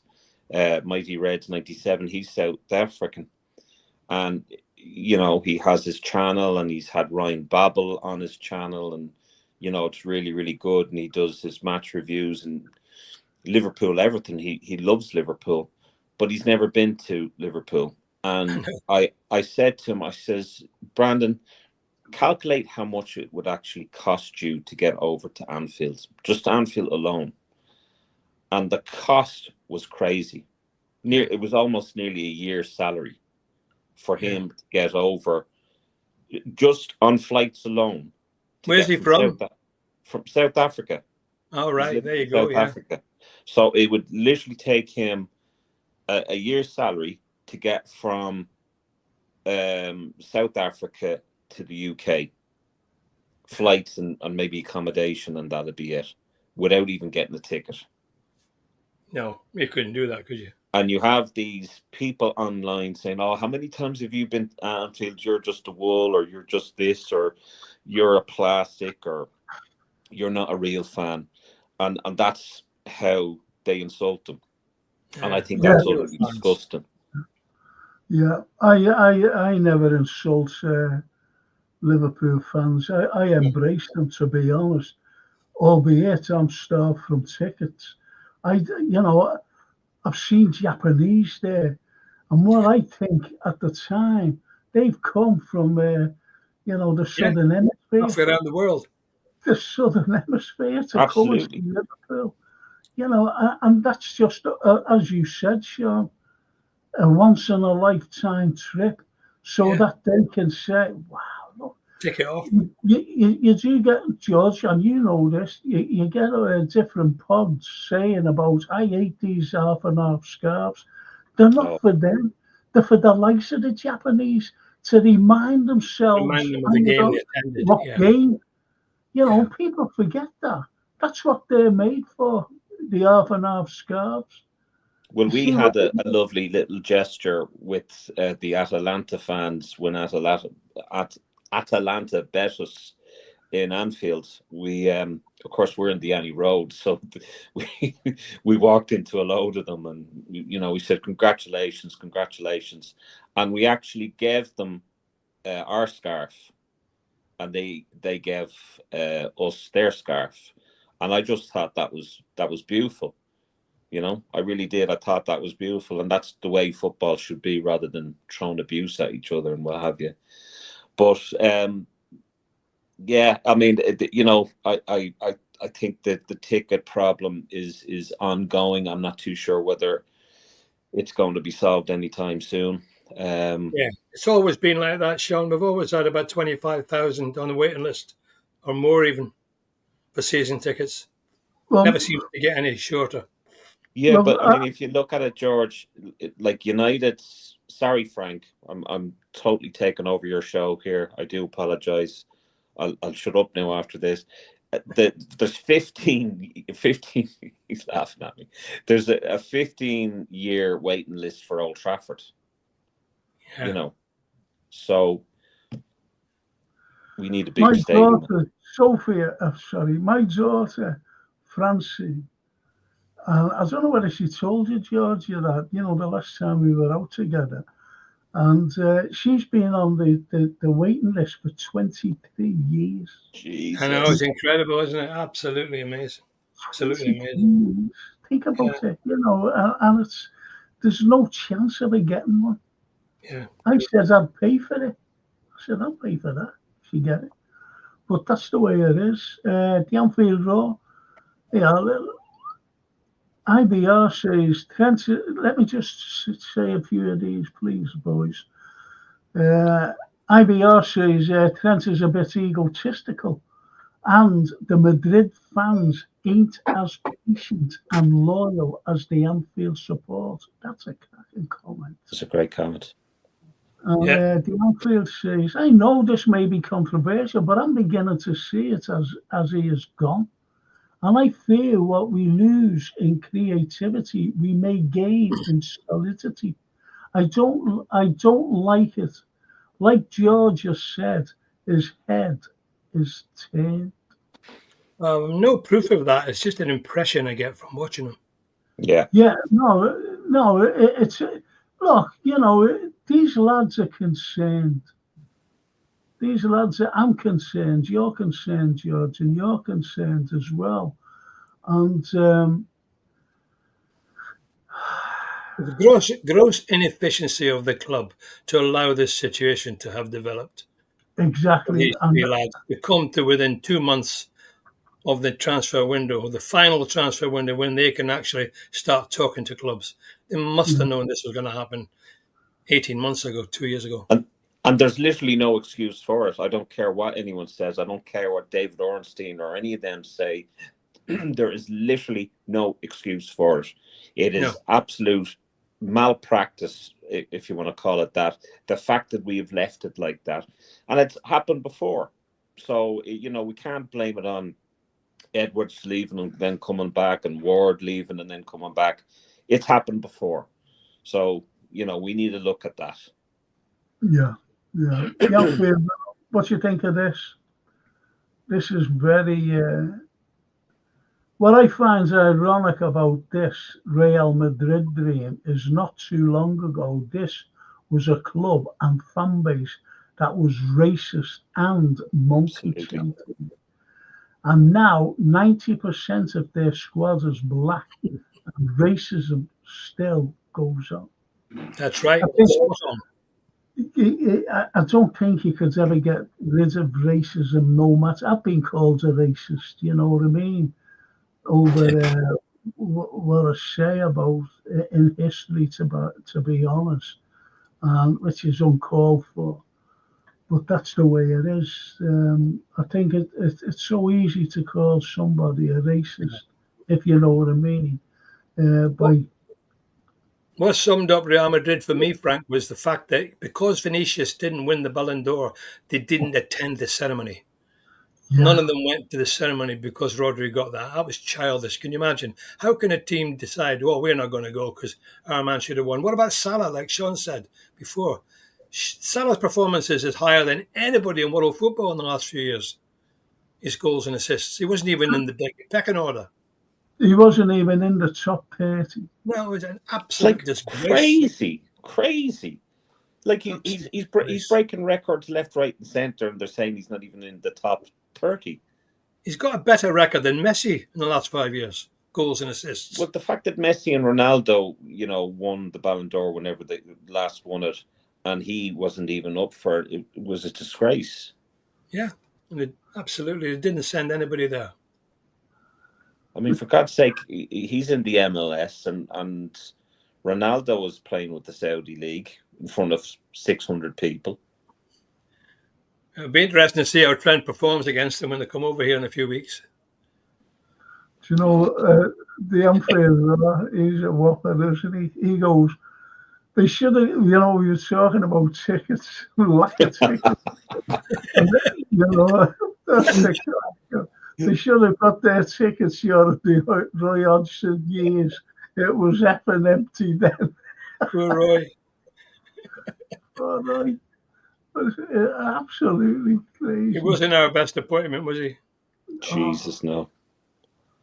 I'd like to know who actually appointed him, who said, said to the owners, I get this fella in.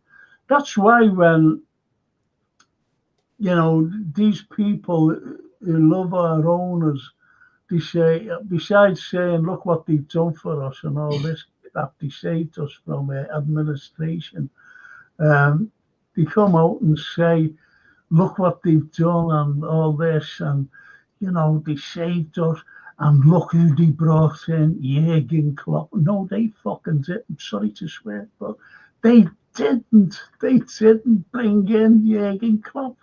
They never had a clue who Jürgen Klopp was. Like they didn't know who Roy Hodgson was, or the Northern Irish fella. They never had a clue.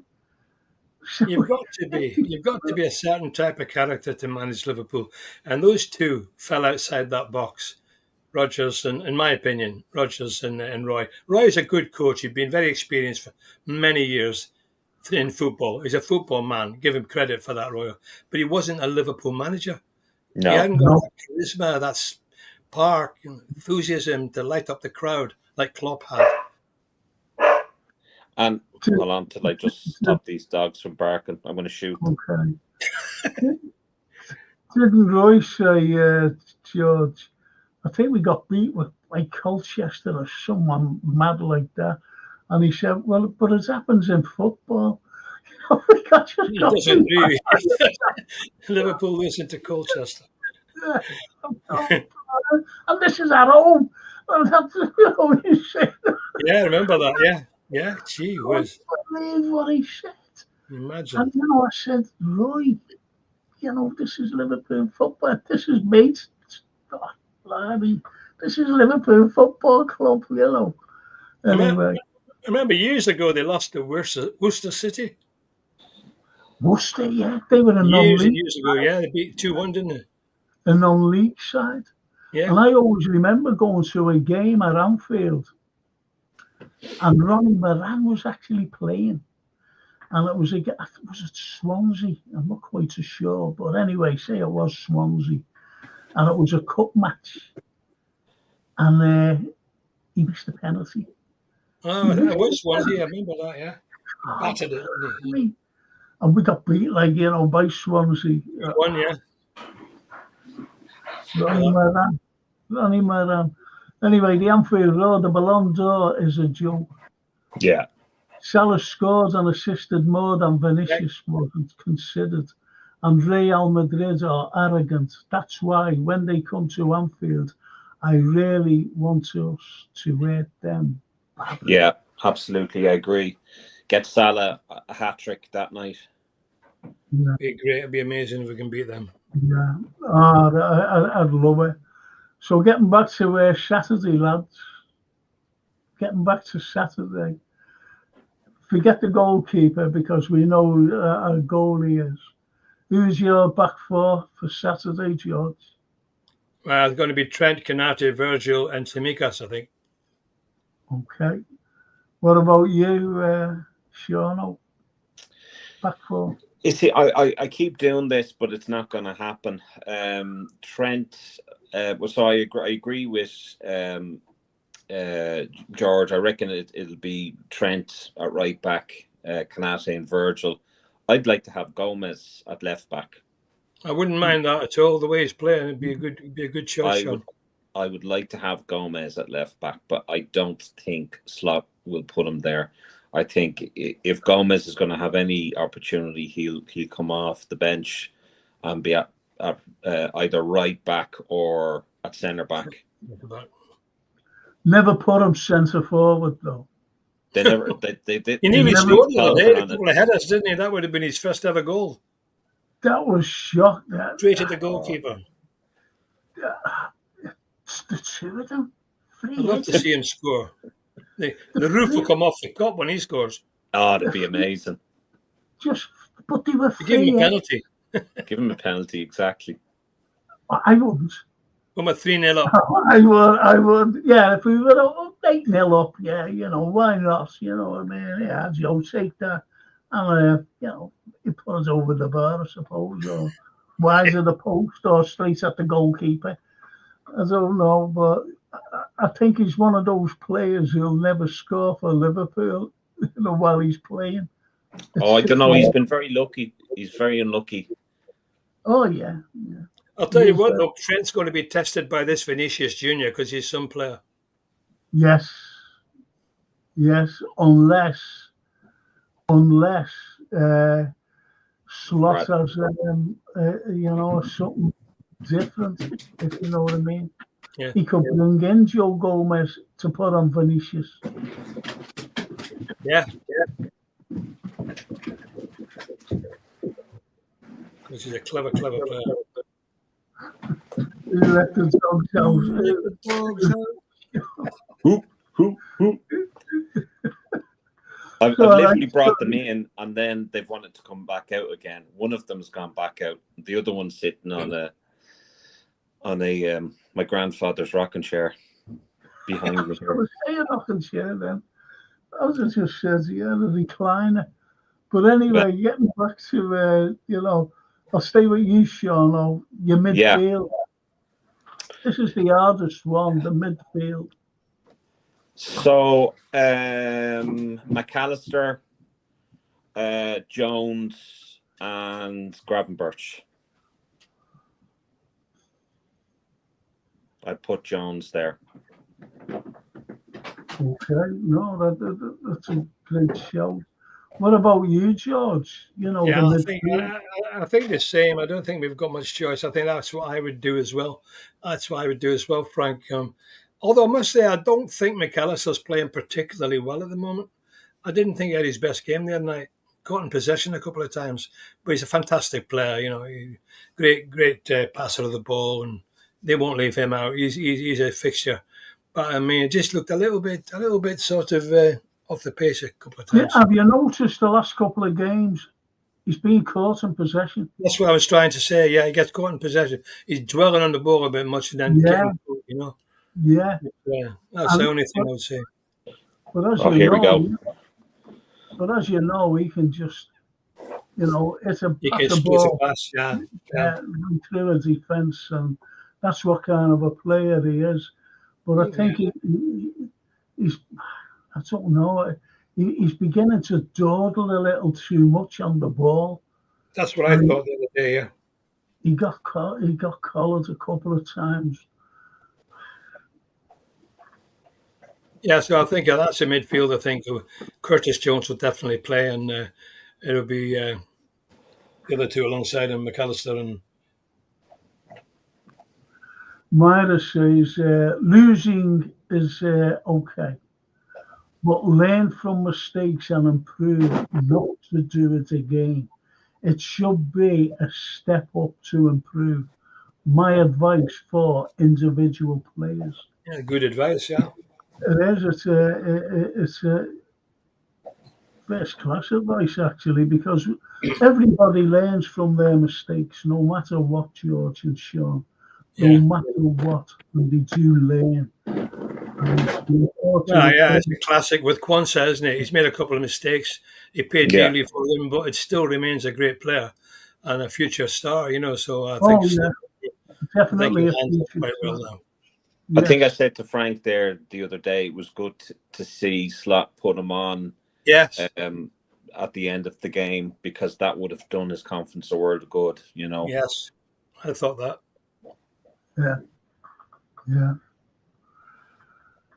And the Anfield says, Myra Page adding some knowledge there. Have you considered the England manager's job? It's not vacant at the moment. Yeah, I thought that Tuchel was going to get it. Yeah, it's gone to a German manager in England. Chelsea manager Thomas Tuchel. Yeah. Yet they wanted Jurgen Klopp, a German man, for the English job. So I don't know.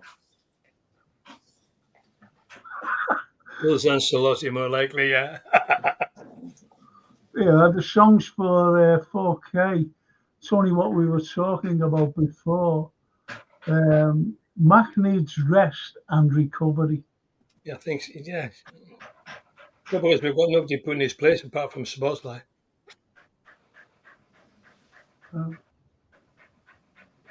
Till Harvey gets back. Yeah, looking forward to Harvey coming back. Yeah. Hopefully after the international break, he'll be available. Well, Ali's supposed to be back, and Jota as well, after the break. So he must be, I don't know, are they in training or what? I don't know whether they're in training or I just don't. See, this is so frustrating with what's happening at Anfield now about players. Oh, you have to be back after the break. Why don't he has a little bit more, and say, well, they're back in training, they're doing well, it should be okay for, or whatever. But He don't come out with anything, and it's left us scratching our heads as usual about when they will be back. I was up at the academy yesterday, Frank. I was talking to Jaden Dans. You know Jaden Dans? The young lad, Dans. Yeah. He's training on his own there because, he's had an injury to his back all these weeks. Yeah. It's his back. And he's kicking the ball. I was watching him training yesterday, kicking the ball. But he's still not quite there. It's been a long time, hasn't it? I thought he'd been loaned out, but he hadn't been loaned out. He's injured. Because he looked a really good player, didn't he? And he does look a good player. Do you know, I always remember, I'll just say two players when I was younger. And when I seen Phil Thompson and then Alan Hansen play, only, the first games that they ever played, and Steven Gerrards, I forgot about Steven Gerrards when he came on against Sheffield Wednesday. Those three players I knew would be great for Liverpool football. Yeah. And I was proved right. So I'm not saying that I've got an eye for great players, if you know what I mean. But I seen those three, and I was proved right because Hansen, yeah, what a player he was. Tomo, unbelievable lad. And he again, he hardly gets mentioned. Phil Tomo was a great centre back. Brilliant, yeah, he was, wasn't he? Yeah, really good. Never wasted a ball, did he? Exactly. Well, we all know what Steven Gerrard did. And Kenneth Marsh, he says Mohamed Salah for sure World Player of the Year. Oh, that. On one occasion, that awards, when it appeared transparent, the journalist, it has stated, football people, Keegan has. Keegan has two. He's got two, has he? Yeah. Oh, yeah. I'm sorry. Yes. I agree with that. Salah's been the outstanding player in the world this last 2 years. Yeah. And the hardest league in the world, the Premier League. Yeah. And he's a winger. Yes. People are forgetting that, he's not a striker. He's not. Look at the assists. He's not any of them. He wasn't a Wayne Rooney. He wasn't any of these lads. Gary Lineker. He's a winger. Exactly. How many wingers have done what he's done? None. I can't name any. Can't think anybody. Ronaldo, he comes close. Yeah. If you know what I mean. But look at the amount of games he's played to get to where he is today. If you know what I mean. I'm talking about assists. I'm talking about goals. Whereas Mo, it's just phenomenal. Good shout that, by the way, lads. And there's a question from the Anfield Row. During our difficult period of matches versus City and Real Madrid coming up, what competition do you think Sloot, that's how you pronounce his name, by the way, Sloot will rotate and rest for? I'm sorry, George, that's for you, that, mate. Well, I don't think he'll rest for either of them because I think they're both huge games. It just depends whether we've qualified. If we've already qualified, which looks likely, but I can't see him resting players for Madrid. Everybody will want to play in that game. Crowd will be up for it. It's a massive, massive European night, so I can't see him really resting too many. Man City, again, that's the biggest game of the season. So I think everybody should. The best first team should play in both games. To start, you've still got to come off the bench. So they'll all be there. All of them will be there. Every single player will be either on the pitch or on the bench. So you'll have to use it wisely. But it's not like the League Cup or the FA Cup. These two games are massive. That's my opinion, Frank. What about you, Sean? I couldn't agree more with George. I mean,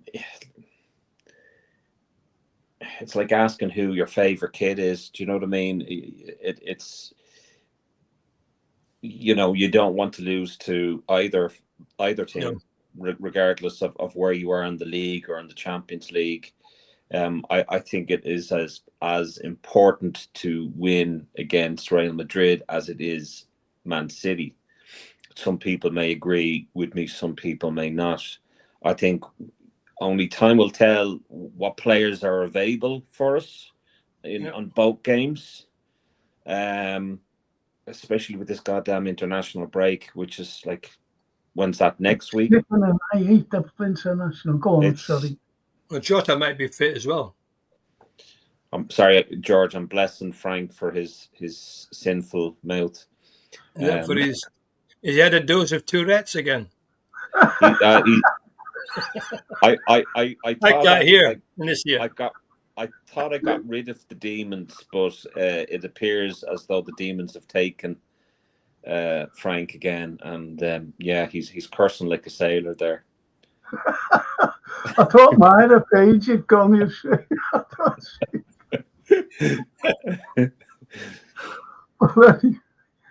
She hasn't gone.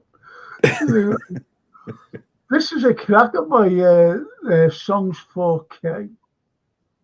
Most wingers are broken by 30, and they are. Well, the were in my day because the fullbacks used to kick him to death. Yeah. But Mo gets kicked to death. He just gets up and goes on with it with a smile on his face. I remember the game against Bournemouth a few years ago when Naraki was playing for them, and we beat them 4-0 or something, and Mo scored them.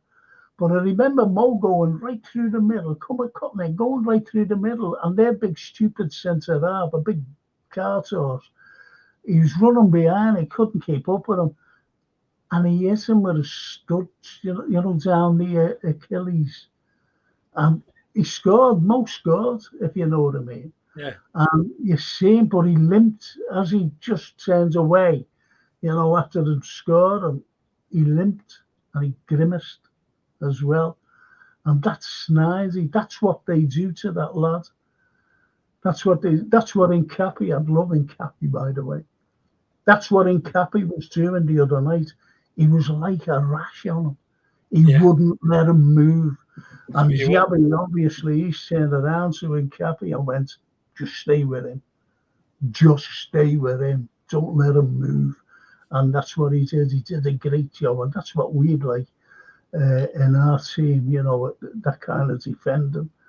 But when you think you're doing a great job on Salah, it only takes that and he's in and he scores. Yeah, we've got a score to settle with Madrid when they injured Salah and also losing the final European Cup. Those Absolutely. 2 horrible goals. I just want to read a couple of things out, boys. Then I'm going to go for your. I'm going to go for your predictions, right? The Anfield. Before I say the Anfield Raw, listen, you people out there, I've got a pod tomorrow night. It's totally different. It's not a history pod, which you do on a Monday. But tomorrow night I have the current affairs program. And, join me if you're doing nothing, see what's going on in the world. I'll be talking about the new Trump administration, which will be inaugurated in January. I'll be talking about him. I'll be talking about what's going on in the Middle East, as you know, and in Europe. I'll be talking about the EU. And I'll be talking about the Biden administration, the outgoing Biden administration. So they're all up for tomorrow night if you want to join me, give your opinions, and we'll just go from there. But anyway, the Anfield Raw, Myra Page, no thanks necessary. We all love having your in and out here. You're very welcome. Never be afraid to join in. I talk enough stupid things to cover yours or anyone's mistakes. That's right, Myra. He thinks he's getting the watch, but he's sadly mistaken. I'm not getting it. Well, I've got down one place. In from number 4, I've gone to number 3. I've gone to the 3rd position. So. Hey, Sean, I started a week late. I should get an extra week's free. I started a week late as well, George. Oh, that's okay then. I'll let you off. Yeah. I've seen, it's perpetual motion. It's a great watch. Even the cellophane's still on there. You know what you see there? It's a little bit blurry, but the cellophane's still on it. If you know what I mean. Great, fantastic. You like that, Sean? That's actually a live satellite over in Ireland. That's actually on my wrist as we speak now. I'm just putting another camera on. Well, anyway, I don't know whether George has seen this, but this is for the this is a prize for the Champions League Fantasy. It's a program. It's from Madrid, when we beat Tottenham 2-0, and it's signed by the fella who scored the first goal. Oh, There it is, the actual program. That's a great prize, Frank. That really is quite aspirational. A lot of people would love that. Oh, absolutely. Not many people get his signature. He doesn't sign many stuff. No, he doesn't, and I can't bloody show you, but it's the full program. It's a great read as well about Liverpool and about Spurs, but that's an original signature given to him, and he signed it. He actually signed it, Mo. So it's a collector's thing, as they say. It's a collector's thing. It is, without a doubt. I would frame that and put it up on the wall, so I would. No, that's the point, you see. So they're your prizes. Brilliant, that. This. And all out of my own pocket. Well, that's right. I'm not in the European one. No, it's, because they're all good lads and girls and whoever. And I just want them to, say, well, thanks or whatever. Anyway, I love that. I talk enough stupid things to cover it. I love that. It's looking very likely that Trent, Salah and Van Dijk leave on a free transfers, but can someone make any sense of it? No. But I'm telling you now, IBR, this is just my opinion. When you look at our owners, say like I'm Mo or whoever, what they say above my head is a big dollar sign, a massive dollar sign. That's why I think that they give them contracts. Contracts are always there to be broken because they get more money. If they've got a 3 or 4 year contract, whatever it is, they have to pay to buy that contract out. And that's why it'll be more money in the coffers for, not us, but for the owners. That's why, in my opinion, they were given these contracts, and then there'll be the spin of 3 new signings, which doesn't resonate with me at all. I hope you're right, Frank. It would be great if it's true. I'm not too sure. I'm not too sure. I think I'm 150% sure that Trent is going. Okay. I think Salah, I'm 50-50 or maybe 70% sure he's going. And Virgil, I think he's staying. Virgil wants to end it. I think Mo wants to end his career here. He does, but he won't get the contract. Got a feeling if we're doing well at the end, if we're doing well after Christmas, leading in a Champions League and still at the top of the Premier League, I think Mo's signing another contract. Yeah. The club will have to make it worth his while, and they should just break the bank. Exactly. Yeah. I don't think there's any doubt in my mind that both Virgil and Mo want to stay. I firmly believe that Mo and Virgil want to stay, but it's the type of contract Rami Abbas, or as some people call him, Run Me Abbas. Rami Abbas, the Mo Salah's agent, is not a very nice person. Certainly online, he comes across as a bit whatever, but he will play hard ball, and I think that might go against Mo. I think. Callum says the game against Bournemouth, the 4-0, Steve Cook stamped on his Achilles. Thank you for clearing that up, Callum. Forget the fella's name, but he's a big cart horse anyway. Yeah. I'll never forget. That was sly, that was sly. Thank you, Callum, for that. I can't... No one can make sense of that. No one can make sense of that, to be honest. What about this, George? The result against City is more critical. Yes, I do agree with that, because it is obviously, we want to win the Premier League. That's your bread and butter. Even Shankly used to say that. That's what it proves you're the best team in the land if you win the Premier League. So probably on balance it is, especially since we'll almost certainly have qualified for the last 8 by the time we play Madrid. I mean, we're unbeaten, top of the league, aren't we, at the moment? Yeah. But I still think you play full team against both. Yeah. Yeah, you've got to. You've got to play your best 11. And I'm not going to say, Man City's there for the taking.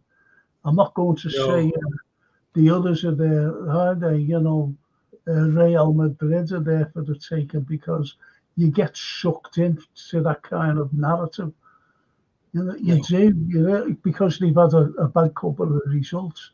And that's the same, as I mentioned before, that the last 3 games Aston Villa have had. Every team's going to have those spells, aren't they? We probably have one as well. Of course we will. We can't go through the season. It's unlikely, that's isn't it? That's why I keep saying, George, I think it was the other night, some fella came on and had a go at me. He just said, well, you said at the beginning of the season this and that about Slot. I said, well, we didn't know. I never knew him. Did you know? Never heard of him. Exactly. And he said, have you changed your mind now? I said, we mentioned about Klopp as well. Mentioned Klopp. I said, well, when he does something that Klopp has achieved, like winning trophies, that's when I'll give you my opinion about it. I said, it's all right being top of the league, now. I said, it's next year. It's next May where we are, what we've done. That's when I'll give my opinion about Sleuth. But he's, I'm not taking anything away from him. He's exceeded every expectation so far. Definitely. But I mean, I think at the end of the season, or at the end of any season, or even at the end of Sleuth or Slot's career at Liverpool, we're not going to be thinking of the great start that he had, or the run of games that he was unbeaten or whatever. We're going to be thinking of what he won, and what he achieved. So, let's look at it now and review. Okay, he's done extremely well so far, but he hasn't achieved anything yet. No, see, I don't get carried away. You don't, George. You don't, Sean. None of the chat do either. But we will give praise. We will give the praise where it's due. And we're loving it at the moment. We can't be any better at the moment, can we? We're top of the league, top of the European League. It's all going well. He's breaking records all the way. Yeah. So let's hope it keeps on. Yes. Of course. And all celebrate. The European and the Premiership's coming home. Wow. We can say that, can't we? It's coming home. We can actually say that. England say it every tournament.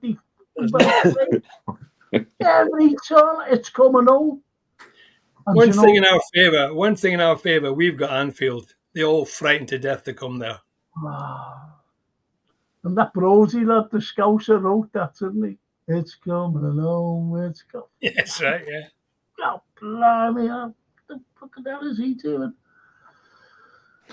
Anyway, the Anfield, Callum, let's hope so, lads. I'm desperate for that Champions League. So am I. And another league title, least we forget.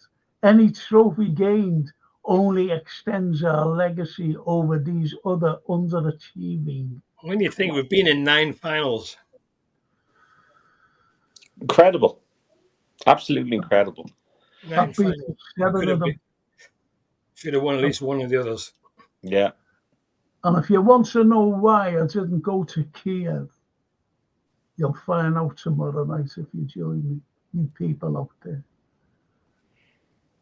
And you wouldn't even believe it, why I wouldn't go to Kiev.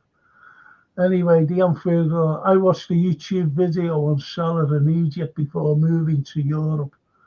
And my goodness, he was such a talent. And the only difference between then and now is he is much better goal scorer. He's a much better goal scorer. Yeah, and he's got much less hair. I think he went off to Turkey and got the old hair done. He looks good now. He looks good. He looks well. Sharp as a knife. Our lovely Myra, she says, game is all about strategy. The team players, but the general management are responsible for game outcome based on the gameplay strategy. The basted persons on for outcome and talent. Yes, we're all based here as well. Listen, I know that you've got to go, George. Yeah, it's about time now, Frank. Yeah, 10:15. Yeah. Do you want me to show you what you've got? Because it's whether you like it or not. I don't know. Can I show you the George before you go? Yeah, of course, yeah. Of course, yeah. Because, you can say, don't bother bringing it down. Just bear with me. 1 second, George, please. When you next over, Sean, over here? That's a good question. I'm planning, I think, either the 12th or the 13th of December. Martin Mason's young lad who was meant to be boxing in London before that tragedy happened. He's going to be in a boxing tournament in Liverpool in a place called Fusion. So I'll be going over for that. I'm hoping I might get a few more days in, but it's just so close to the Christmas. I'm not sure. But, I'd love to get a couple of days, maybe fly in on the Thursday and come back on the Monday night or the Sunday. That'd be great. What's you got there? Oh, Tam New Valley, yeah, that's a nice one. Yeah, that's a good brand. That's nice. Lovely. So okay. Francine said, Dad, get him that. He's made me an alcoholic, Sean. Give me that whiskey. I've got a distillery in the bedroom. Is that stuff that you rub into your skin if you've got like a rash, like? No, that's lovely, Frank. Thanks very much. It's beautiful, that. Well, it was Francine in pictures. She said, Dad, he'd love that.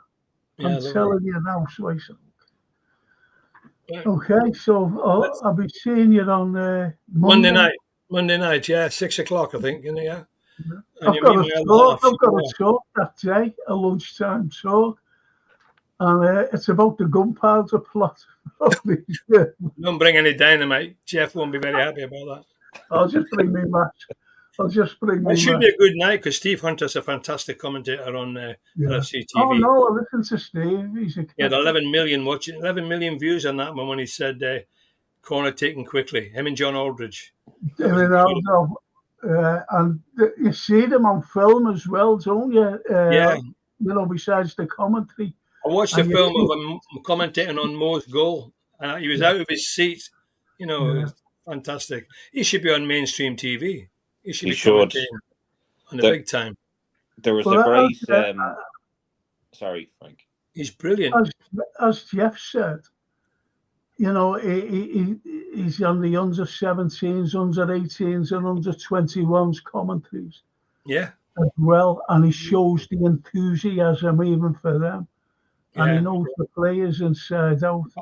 Barcelona game, he was overcome. He was in tears almost at the end watching the cup. Yeah. So I'm looking forward to that, George. Yeah, it'd be nice. To see you and Carol, Jeff, and the rest of the people. I've never met Steve Hunter, to be honest. I haven't either. I look forward to meeting him. I'll give him a copy of the book. Yeah, that's good. All right then, George. I know you've got to go, and I'll. All right then. So you want a prediction? Do you want a prediction for the Villa game? Yeah, that's what I was just going to say. I think we'll win 2-0. 2-0.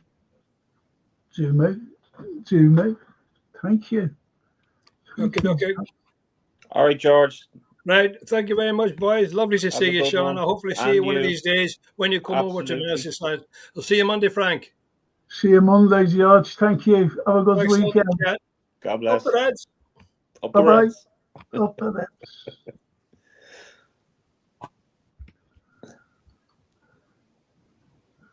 He's lovely, isn't he, George? He's brilliant. He's brilliant. Did you see what Anfield Roar said? He says, "Good night, the legend, George. You always bring class to the panel. No offense, Shano, but you don't have the gravitas of George, and I haven't forgot our rivalry over the watch either."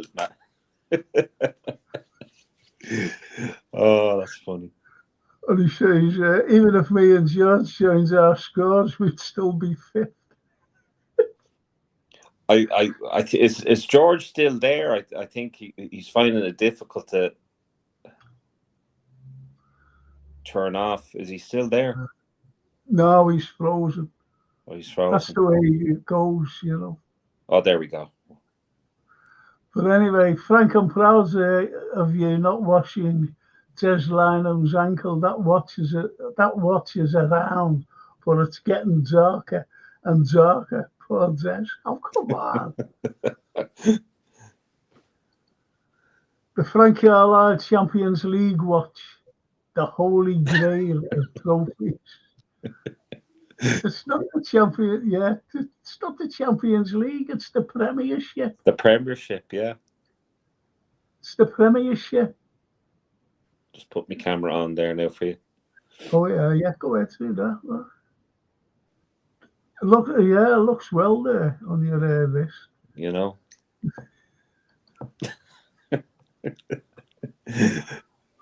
How can a French, right? This is what I can't make out, whether it's British, whether it's French, whether it's, I don't know. But it's always, well, this is a French watch, right? Swiss-made French watch. How'd you make that one out? It's like a cocktail. It's like a cocktail. French-made Swiss, Swiss-made watch. That's the that's the Champions League. That'll be amazing, that would. That's the Champions League. And all from my own coffers. That's very good of you, Frank. These are good people on here. The best. And I wanted to make it worthwhile. No, honestly, I wanted to make it worthwhile for themselves, you know. Myra says she's speaking to Anfield Road. There are good they're good players or rotten stroke. Are there for the money. Expect players with good to relocate to other teams out there. Lessons from rugby. Yeah. I think she's gone about Real Madrid, which I totally agree with her. There's no soul in those clubs. Myra's gone. She's left us. Myra Take care, everyone. Thank you. Thank you so much for joining us, Myra, if you're still with us. And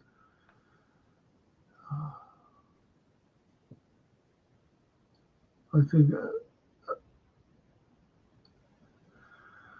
right, so what's your prediction for us? I am going to be optimistic, and I am going to predict 3-0. I'm going to be optimistic. And I'm going to say 3-2. Wow. That's a first now for us, isn't it?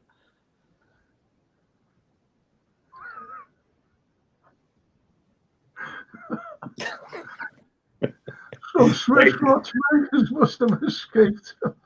It's not like the Sound of Music songs for Kay.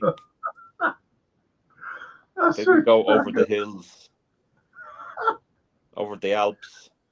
So okay. Some Swiss watchmakers must have escaped the French. Great show this, isn't it? You know, some of my comments as well. Just lovely. And it's just for me to say, Sean, if you want to join us tomorrow night, oh yeah, Callum. Liverpool 4, Aston Villa 0, Salah, Van Dijk, Diaz and Gakpo.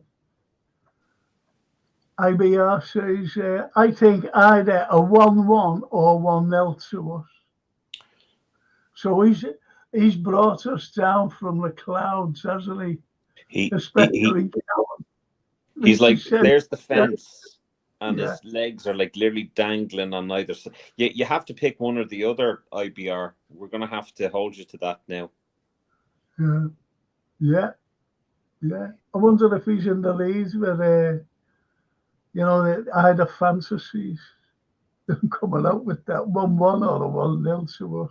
Well, I'll tell you what the table is like at the moment, because I can pick it up here. So I had a pretty good last week. So in at number 1, we've got John King, King of the Kings. He had 56 points there this week, and he's got a total of 619 points. JC from JK YMWA, I had to think about that for some reason. Again, he had 56 points and a total of 612. In at number 3, in one other, he went up a spot. Sean O's Sensations, 54 points, 571 points in total. And then we've got Lee Wizkid, the Wizkids, and he's got 569. And that we've got Ben Forrest, with probably the best named team ever, Tika Mosala, in at 558. So they're the top 5. So who's top again? Just now. The top is John King. John King. John King. Hold on. Maybe I can show you. Oh no. No, it's all right. All right. Okay. It's okay. I've never heard of him. Maybe he's just come in and I don't know. Yeah.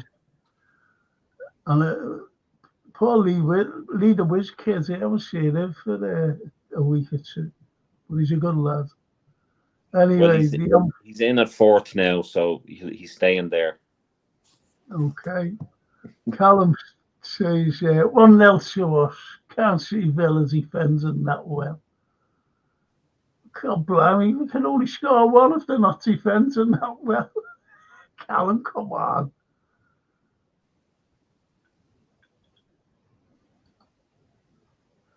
And the Anfield prediction.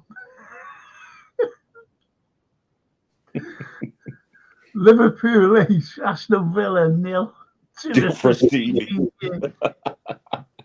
I don't know what this is. Anita Yari Nate there? Oh, I know what you mean there. I know football. Yeah, is it? Is Anita Yari Nate? I don't see him.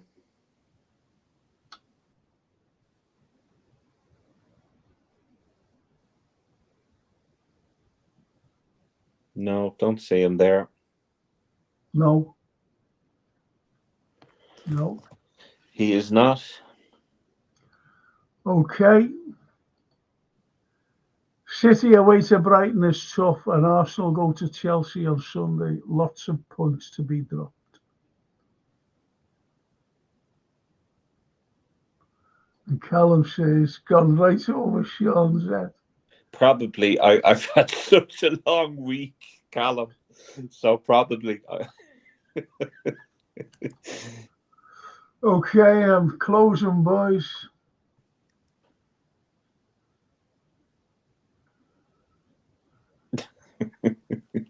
I'm just saying that. But I'm going to close it, lads. And if you want to join me tomorrow night, anyone on the chat, I'll be there. For the this thing that has to be called out, if you know what I mean. The current issues of the bloody world. We're living in cloud cuckoo land. To be honest, the only thing that's keeping us sane is Liverpool Football Club. Liverpool. Absolutely. And if you want to join me tomorrow night on the chat, thank you. You'll have to send me the link for Saturday, Frank, because I don't have the link for Saturday. So no, you've got the link for. Haven't you got it for? You've got it for every link. I mean, every show. So is the link for this the same as? Yeah, whether he put. Don't worry, I'll be seeing something. Whether I don't go on those links, you say, I haven't a clue. So I think that they're already embedded with people, who come on the show. You see what I mean? So I do, I don't know whether it's the same link or anything. IVR, another banging show, Franco and Seanino. It was a fantastic show, IBR. The only thing is that like I get very nervous when I have like the caliber of George and Jeff along with Frank, and it's like I have two fantastic guests and Sean.